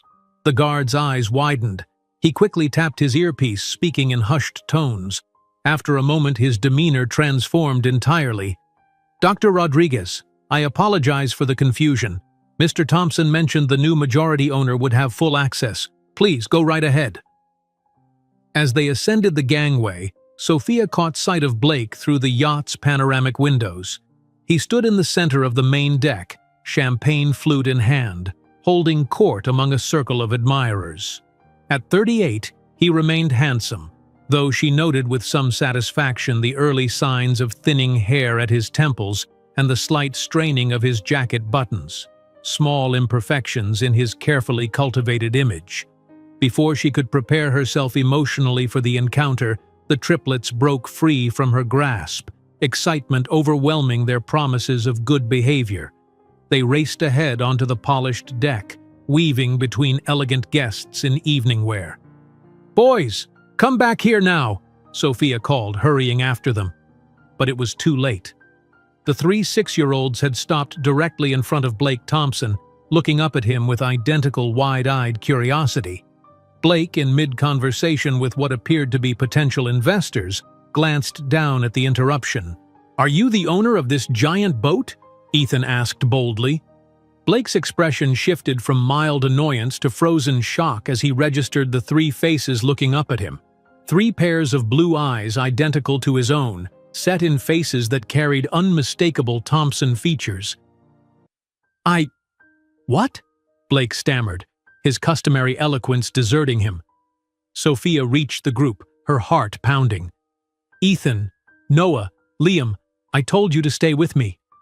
Blake's face drained of color as he looked from the boys to Sophia, recognition dawning slowly and then all at once. The champagne flute in his hand tilted dangerously. "Mommy, this man looks like us," Noah exclaimed with innocent wonder, pointing at Blake's face. The conversations around them quieted, guests becoming aware of the unusual tableau forming in their midst. Sophia stood straight-backed in her Chanel suit, 3 identical boys clustered around her legs, facing Blake Thompson, whose expression cycled rapidly through confusion, disbelief, and dawning horror. "Hello, Blake," Sophia said calmly, the moment she had both dreaded and anticipated for 6 years finally upon them. "I'd like you to meet my sons, Ethan, Noah, and Liam Rodriguez." The silence that followed was absolute. Nearby guests, CEOs, board members, financial journalists watched with undisguised interest, the remarkable resemblance between Blake and the triplets impossible to miss. Blake's champagne finally spilled, liquid spattering across his custom Italian shoes. He didn't seem to notice. You're the buyer?" he finally managed, his voice barely above a whisper. "This is some kind of elaborate revenge scheme?" Before Sophia could respond, Liam tugged at Blake's pant leg, looking up with innocent curiosity. "Why did you never come visit us, Daddy? Mommy said you were busy building big boats like this." Sophia felt the blood drain from her face. She had never told the boys any such thing, had been meticulously careful not to lie about their father, even when the truth was too painful to share fully. Liam, with his remarkable intuition, had connected dots she had tried to keep separate. I don't understand," Blake stammered, looking wildly between Sophia and the boys. "You're the investor who bought controlling interest in my company, and these are your sons," Sophia confirmed quietly, aware of the growing circle of silent observers. Though legally and in every way that matters, they are Rodriguez children. The moment was interrupted by Thomas Blackwood, CEO of Merrill Lynch, who approached with an outstretched hand. "Dr. Rodriguez, what an honor to finally meet you in person," he exclaimed, either oblivious to or deliberately ignoring the tension. "Your advances in accessible medications are truly revolutionary. The Nobel Prize for Medicine this year is just the beginning of the recognition you deserve." Around them, the crowd's attention shifted perceptibly. Guests who moments before had been focusing on Blake now gravitated toward Sophia, recognizing that the true power in the room had changed hands. "Blake, perhaps you'd like to properly meet your sons," Sophia suggested, her voice steady despite the emotional maelstrom within. Ethan, Noah, and Liam, the heirs to Rodriguez Biotech, which now owns 51% of Thompson Pharmaceuticals. She hadn't planned to be so direct, but Liam's innocent question had forced her hand. It wasn't planned this way, she added, but it seems fate has a sense of humor. Blake's face flushed deep red as he noticed phones discreetly emerging from pockets and clutches, documenting the extraordinary scene. The pharmaceutical dynasty his family had built over generations had just passed to the woman he had once called dispensable, and to the 3 children he had rejected before they were even born. "We need to talk privately," Blake hissed, reaching for her arm. Sophia stepped back slightly, her expression cool. "As you once told me, don't embarrass me," she replied, quoting his exact words from that night at Beacon Hill. "Anything we need to discuss can be handled through attorneys." When Blake reached toward one of the boys, Ethan, who stood closest, Sophia intercepted his hand with a look that could have frozen Boston Harbor in July. "These boys carry my surname with pride, Blake," she said quietly but firmly. "And now, ironically, they also carry the future of your family's company." While guests continued to approach Sophia, introducing themselves and offering congratulations on the acquisition, Blake stood immobilized, staring at the 3 small versions of himself who were now examining the yacht's features with typical 6-year-old curiosity, unaware that they had just met the father who had once called them bastards. As the car approached the harbor where the magnificent yacht was anchored, Sophia had no idea that the encounter with Blake would be even more dramatic than she had planned, when her sons would instinctively recognize the father they had never known. As the car approached the harbor where the magnificent yacht was anchored, Sophia had no idea that the encounter with Blake would be even more dramatic than she had planned, when her sons would instinctively recognize the father they had never known. The evening air carried the scent of salt and money as the Manhattan Legacy dominated the skyline. 90 meters of gleaming opulence that represented everything Blake Thompson had always valued above human connection. Inside the yacht, Blake circulated among Boston's elite with practiced charm, his custom-tailored Brioni tuxedo a stark contrast to the slight softening around his jawline that expensive creams couldn't quite hide. At 38, he retained the confidence of a man born to privilege, though fine lines had begun to form at the corners of his eyes, testament to the stress of maintaining Thompson Pharmaceuticals' market dominance against increasingly aggressive competition. "To the largest acquisition in Thompson history," Blake announced, raising his crystal flute of Krug champagne to the assembled executives, investors, and financial journalists. "The Horizon Pharmaceuticals purchase solidifies our position as the premier pharmaceutical developer on the East Coast." Approving murmurs rippled through the crowd. Blake had spent years pursuing Horizon, a smaller competitor with promising research pipelines. No one present knew that while Blake celebrated this relatively minor victory, control of his own company had just been quietly transferred to the woman he had once callously abandoned. "Mr. Thompson," a security officer approached discreetly, leaning to whisper in Blake's ear. "There seems to be a situation at the entrance. A woman with 3 children is requesting access, but she's not on the approved list." Blake frowned, glancing toward the entrance. "Children? This is an executive function, not a family cruise. Who would bring children?" From his vantage point on the elevated deck, Blake noticed the security checkpoint where a woman in black was engaged in conversation with the guards. Something about her posture, straight-backed, resolute, nagged at his memory. The 3 small boys beside her, dressed in identical sailor outfits, fidgeted impatiently. "Probably some investor's wife who couldn't find a sitter," Blake muttered dismissively. "Check her credentials again, but keep the disruptions to a minimum."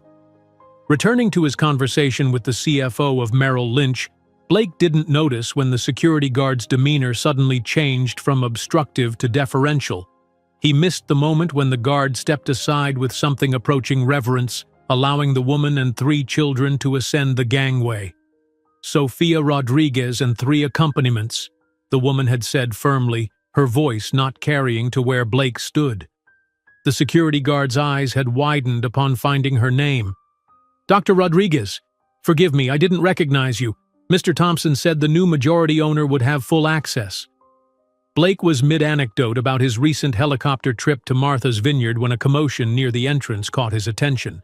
The 3 small boys had broken free from their mother's grasp and were now racing across the polished teak deck, weaving between startled guests in evening wear. "Boys, come back here now," the woman called, hurrying after them. Blake felt a flash of irritation at the disruption of his carefully orchestrated event. The irritation froze into shock when the 3 children skidded to a halt directly in front of him, looking up with identical faces of wonder and curiosity. "You're the dono deste barco gigante?" asked the one in the middle, his grammar mixing English and Spanish in the way of children raised in bilingual homes.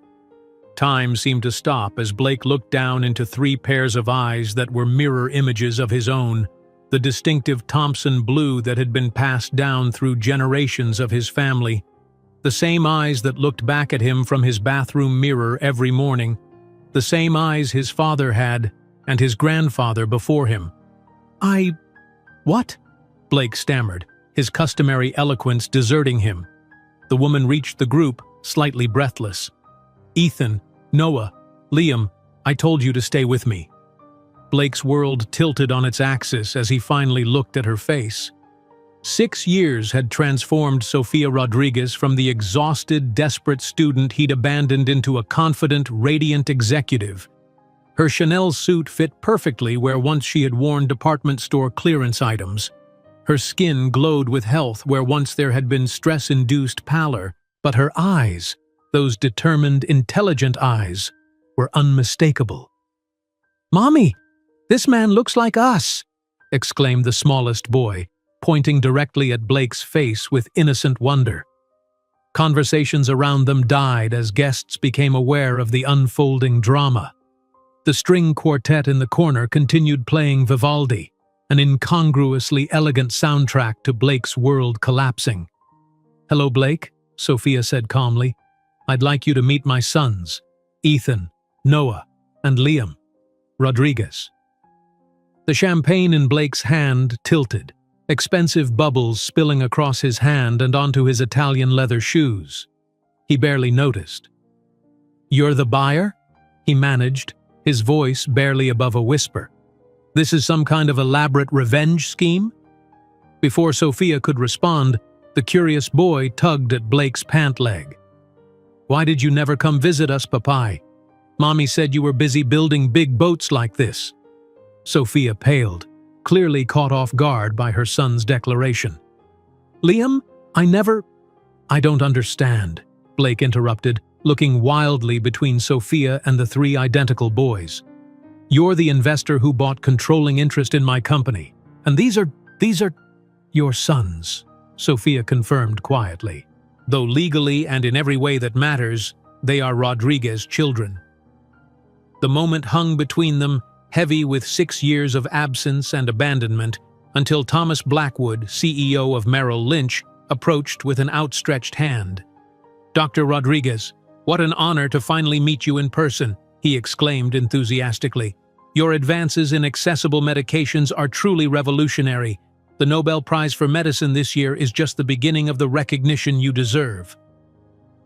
Blake watched in stunned silence as the power dynamics in the room shifted tangibly. Guests who moments earlier had been orbiting him now gravitated toward Sofia, recognizing that she, not Blake, was now the gravitational center of pharmaceutical influence in Boston. "Nobel Prize?" Blake repeated faintly, another piece of the puzzle clicking into place. The mysterious Sofia Rodriguez, who had revolutionized pharmaceutical distribution, who had been featured in Fortune and nominated for a Nobel Prize, was the same woman he had cruelly dismissed at Beacon Hill Restaurant 6 years ago. "Blake, perhaps you'd like to properly meet your sons," Sofia suggested, her voice steady despite the emotional undercurrents. "Ethan, Noah, and Liam, the heirs to Rodriguez Biotech, which now owns 51% of Thompson Pharmaceuticals." She paused, a hint of irony touching her lips. It wasn't planned this way, but it seems fate has a sense of humor. Blake became acutely aware of phones emerging discreetly from pockets and clutches, documenting the extraordinary scene. The pharmaceutical dynasty his family had built over generations had just passed to the woman he had once called dispensable, and to the 3 children he had rejected before they were even born. "We need to talk privately," he hissed, reaching for her arm. Sophia stepped back slightly, her expression cooling. "As you once told me, don't embarrass me," she replied, quoting his exact words from that night at Beacon Hill. "Anything we need to discuss can be handled through attorneys." When Blake reached toward Ethan, who stood closest to him, Sophia intercepted his hand with a look that could have frozen Boston Harbor in July. "These boys carry my surname with pride, Blake," she said quietly but firmly, "and now, ironically, they also carry the future of your family's company." The triplets, oblivious to the tension between the adults, had already lost interest in Blake and were examining the yacht's features with typical 6-year-old curiosity. "Is that a helicopter?" Liam pointed to the helipad at the stern. "Can we see the captain's room?" Noah asked, tugging at Sophia's hand. "It's called the bridge, not the captain's room," Ethan corrected authoritatively. Blake watched them interact, seeing flashes of himself in their mannerisms. Ethan's leadership, Noah's quiet intelligence, Liam's ceaseless curiosity. 6 years of their lives had passed without him, years he could never reclaim. "Sophia," he tried again, his voice lower, more urgent. "Please, 5 minutes in private." Before she could respond, Eleanor White approached, impeccably dressed in her role as Rodriguez Biotech's chief science officer. "The Minister of Health from Singapore would like to discuss our distribution model for Southeast Asia," she informed Sophia, pointedly ignoring Blake, "and the Gates Foundation representatives are eager to finalize the vaccine accessibility program." "I'll be right there," Sophia nodded, then turned back to Blake. "As you can see, I have actual business to conduct. Your father will be briefed tomorrow on the transition of leadership. I suggest you prepare him gently. At his age, shocks can be dangerous."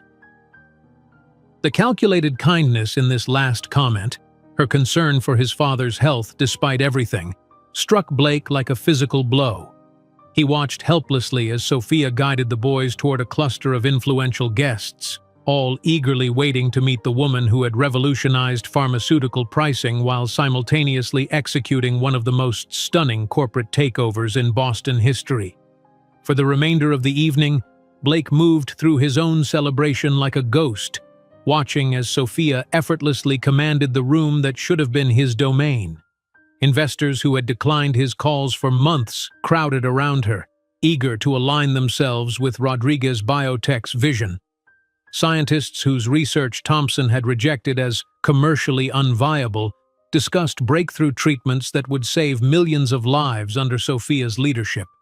The 3 boys, his sons, charmed everyone they met, their precocious intelligence and natural poise drawing admiration from even the most hardened executives. Several times Blake caught himself moving toward them, drawn by some primal paternal instinct, only to stop when he encountered Sophia's watchful gaze. As the evening wound down, Blake found himself alone at the yacht's rail, staring out at Boston's twinkling skyline. The city that had always been Thompson territory now belonged to Rodriguez. The empire his grandfather had built, that his father had expanded, and that he had expected to pass to his own heirs someday, had been lost in a single evening. "She's remarkable," said a voice beside him. Blake turned to find Thomas Blackwood, the Merrill Lynch CEO, nursing a scotch. "Everyone in finance has been trying to figure out her secret for years. Now I understand." "What do you mean?" Blake asked hoarsely. Blackwood gestured toward where Sophia stood across the deck, the 3 boys now sleepy-eyed beside her as the evening grew late. "She's fighting for something bigger than profit margins. Those boys, your boys apparently, they're her why. The most powerful motivation in business isn't greed, Thompson. It's purpose." Blake watched as Sophia gathered her sons preparing to leave, For a brief moment their eyes met across the crowded deck, hers confident and resolved, his confused and devastated. In that single look he understood that everything had changed. The woman he had once dismissed as dispensable now controlled his family legacy, and the children he had rejected were the heirs to a pharmaceutical revolution that made his own achievements seem hollow. While guests continued to approach Sophia, introducing themselves and offering congratulations on the acquisition, Blake stood immobilized, staring at the three small versions of himself who were now examining the yacht's features with typical 6-year-old curiosity, unaware that they had just met the father who had once called them bastards.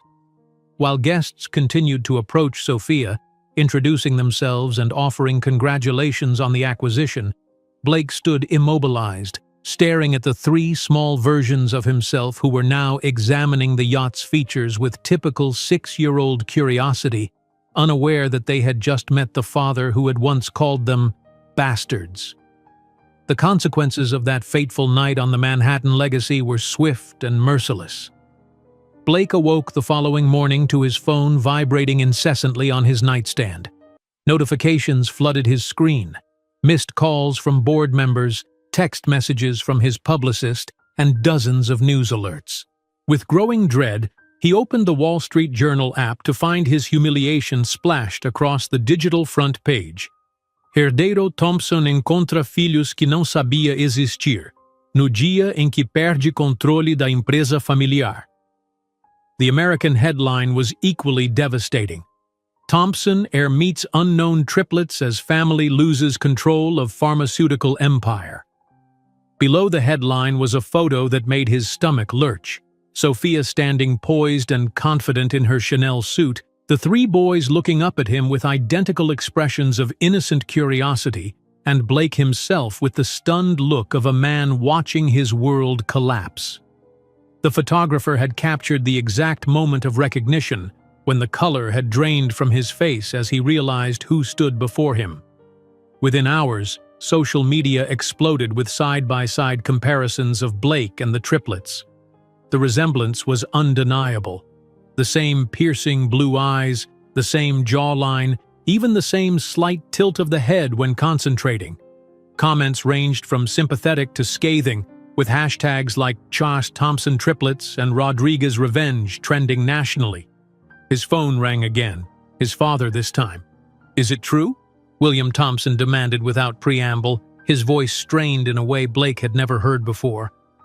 "This Rodriguez woman, those boys, are they yours?" "Dad, I can explain." "Answer the question, Blake." "Yes," he admitted, the words sticking in his throat. "But I didn't know." "You didn't know she kept them? Or you didn't know she was the one buying our company?" His father's voice was cold. "Either way, you've destroyed a legacy 3 generations in the making." The call ended abruptly, leaving Blake alone in his penthouse with the crushing weight of his father's disappointment. At 9:30 that morning, Blake's phone lit up with another notification, a calendar invite from Rodriguez Thompson Pharmaceuticals for the first joint board meeting scheduled for 11 o'clock. The company name had already changed in the system, the Thompson legacy relegated to second position. Blake arrived at the Thompson headquarters, soon to be renamed, 15 minutes early, only to find the boardroom already occupied. Sophia sat at the head of the table, the position his father had held for 30 years and that Blake had occupied for the past 5. She wore a tailored burgundy suit that conveyed authority without ostentation, her hair pulled back in a sleek ponytail that emphasized her sharp cheekbones and clear eyes. "Blake," she acknowledged with a slight nod, neither warm nor openly hostile. "Please, take a seat." He hesitated, glancing at the chair to her right, traditionally the second-in-command's position. "Actually," Sophia clarified, following his gaze, "your seat is 3 down. Dr. White and Miguel will be sitting beside me as Chief Science Officer and Chief Operations Officer, respectively." The symbolism wasn't lost on Blake. As other board members filed in, a mixture of Thompson veterans looking shell-shocked and Rodriguez executives exuding quiet confidence, he slid into his assigned seat, acutely aware of his diminished status. The meeting began with Sophia outlining her vision for the newly merged company. Her presentation was flawless. Detailed financial projections, strategic research priorities, and a comprehensive plan to reduce the prices of essential medications by 70% while maintaining profitability through revolutionary distribution channels. "This is financially impossible," interrupted Thompson's longtime CFO, Gerald Hammond. "We've run the numbers for years. You can't slash prices this dramatically without sacrificing research capabilities or shareholder returns." Sophia smiled slightly. "Perhaps you've been asking the wrong questions, Mr. Hammond. You've been calculating how to maintain 80% profit margins while making minimal price concessions. We've designed an entirely new model that delivers 15% margins while reaching 5 times the patient population." Hammond scoffed. "No pharmaceutical company can survive on 15% margins." "Rodriguez Biotech has been doing exactly that for 5 years, Sophia countered.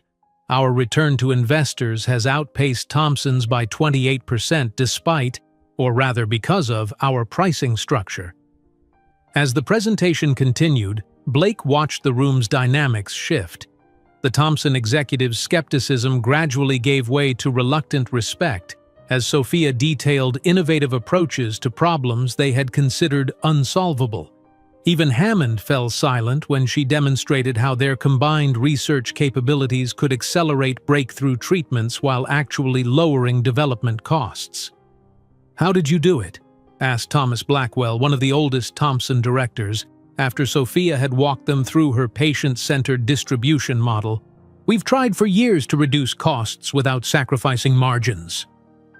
"Perhaps you were trying to protect bonuses and yachts, not patients," Sophia replied, her eyes briefly meeting Blake's across the table.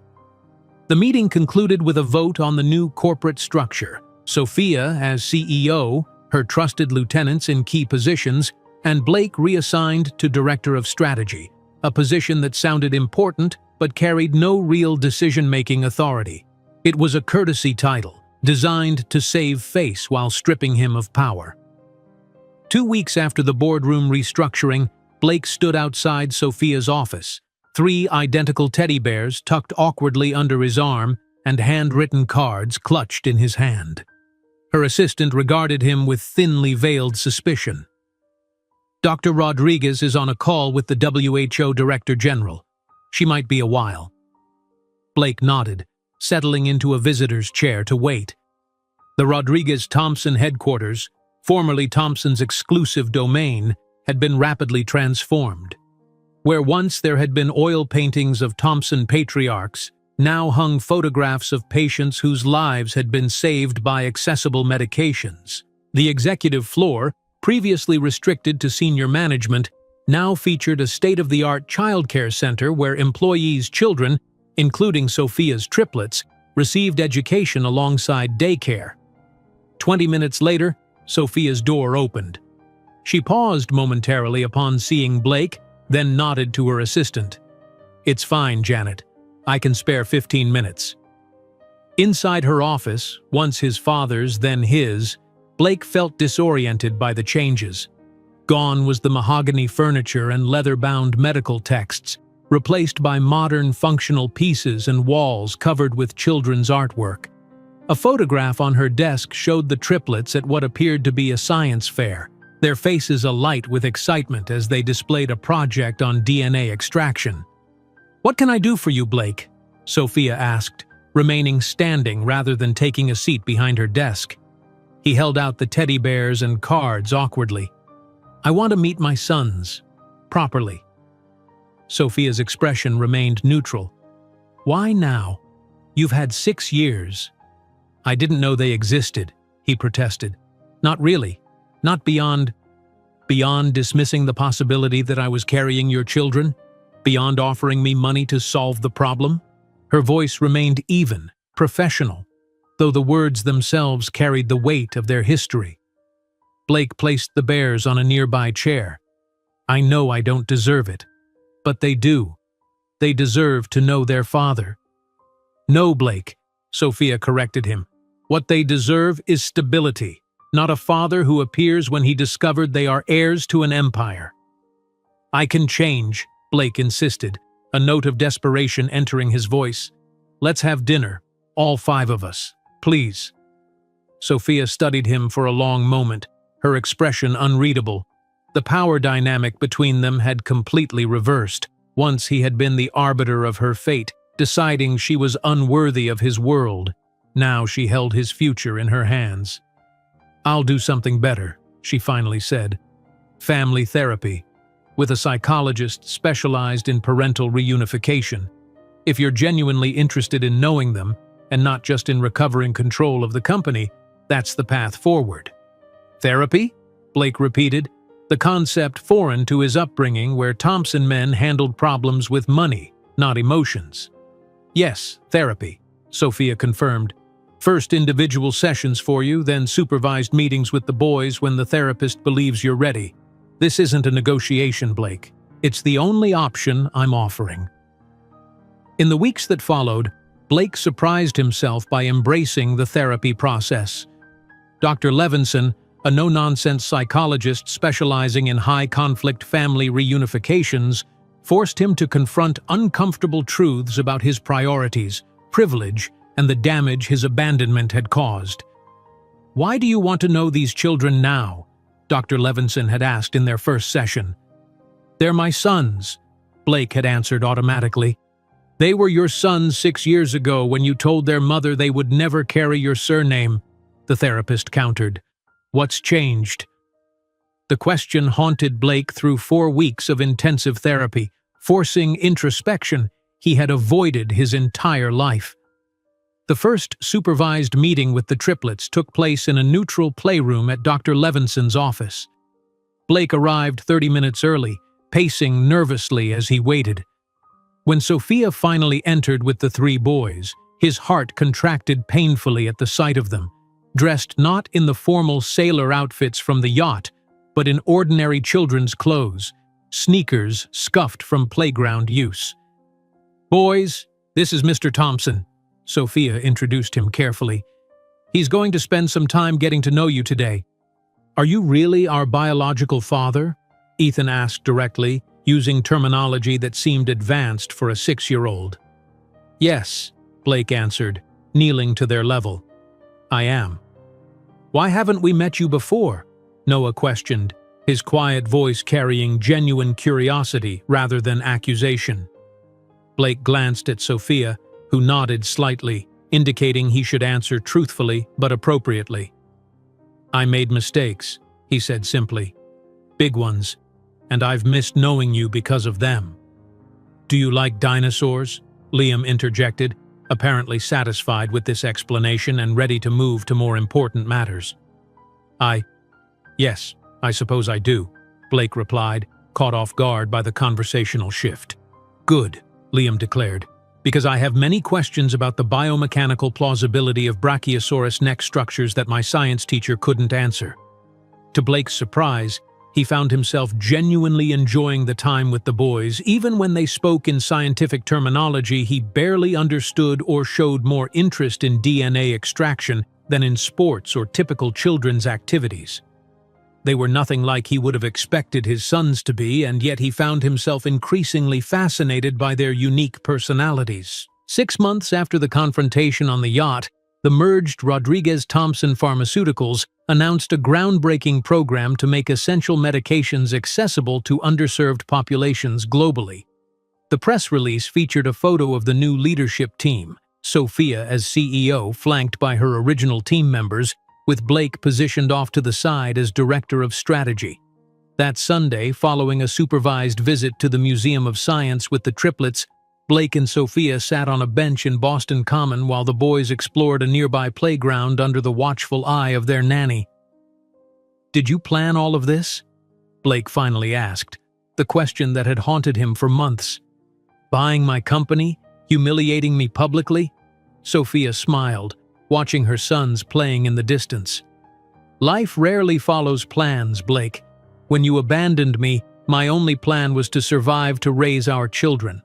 The rest happened because I had to prove, to myself, not to you, that your words were wrong. And you proved it, he admitted. The empire my family built in 3 generations, You surpassed in 6 years.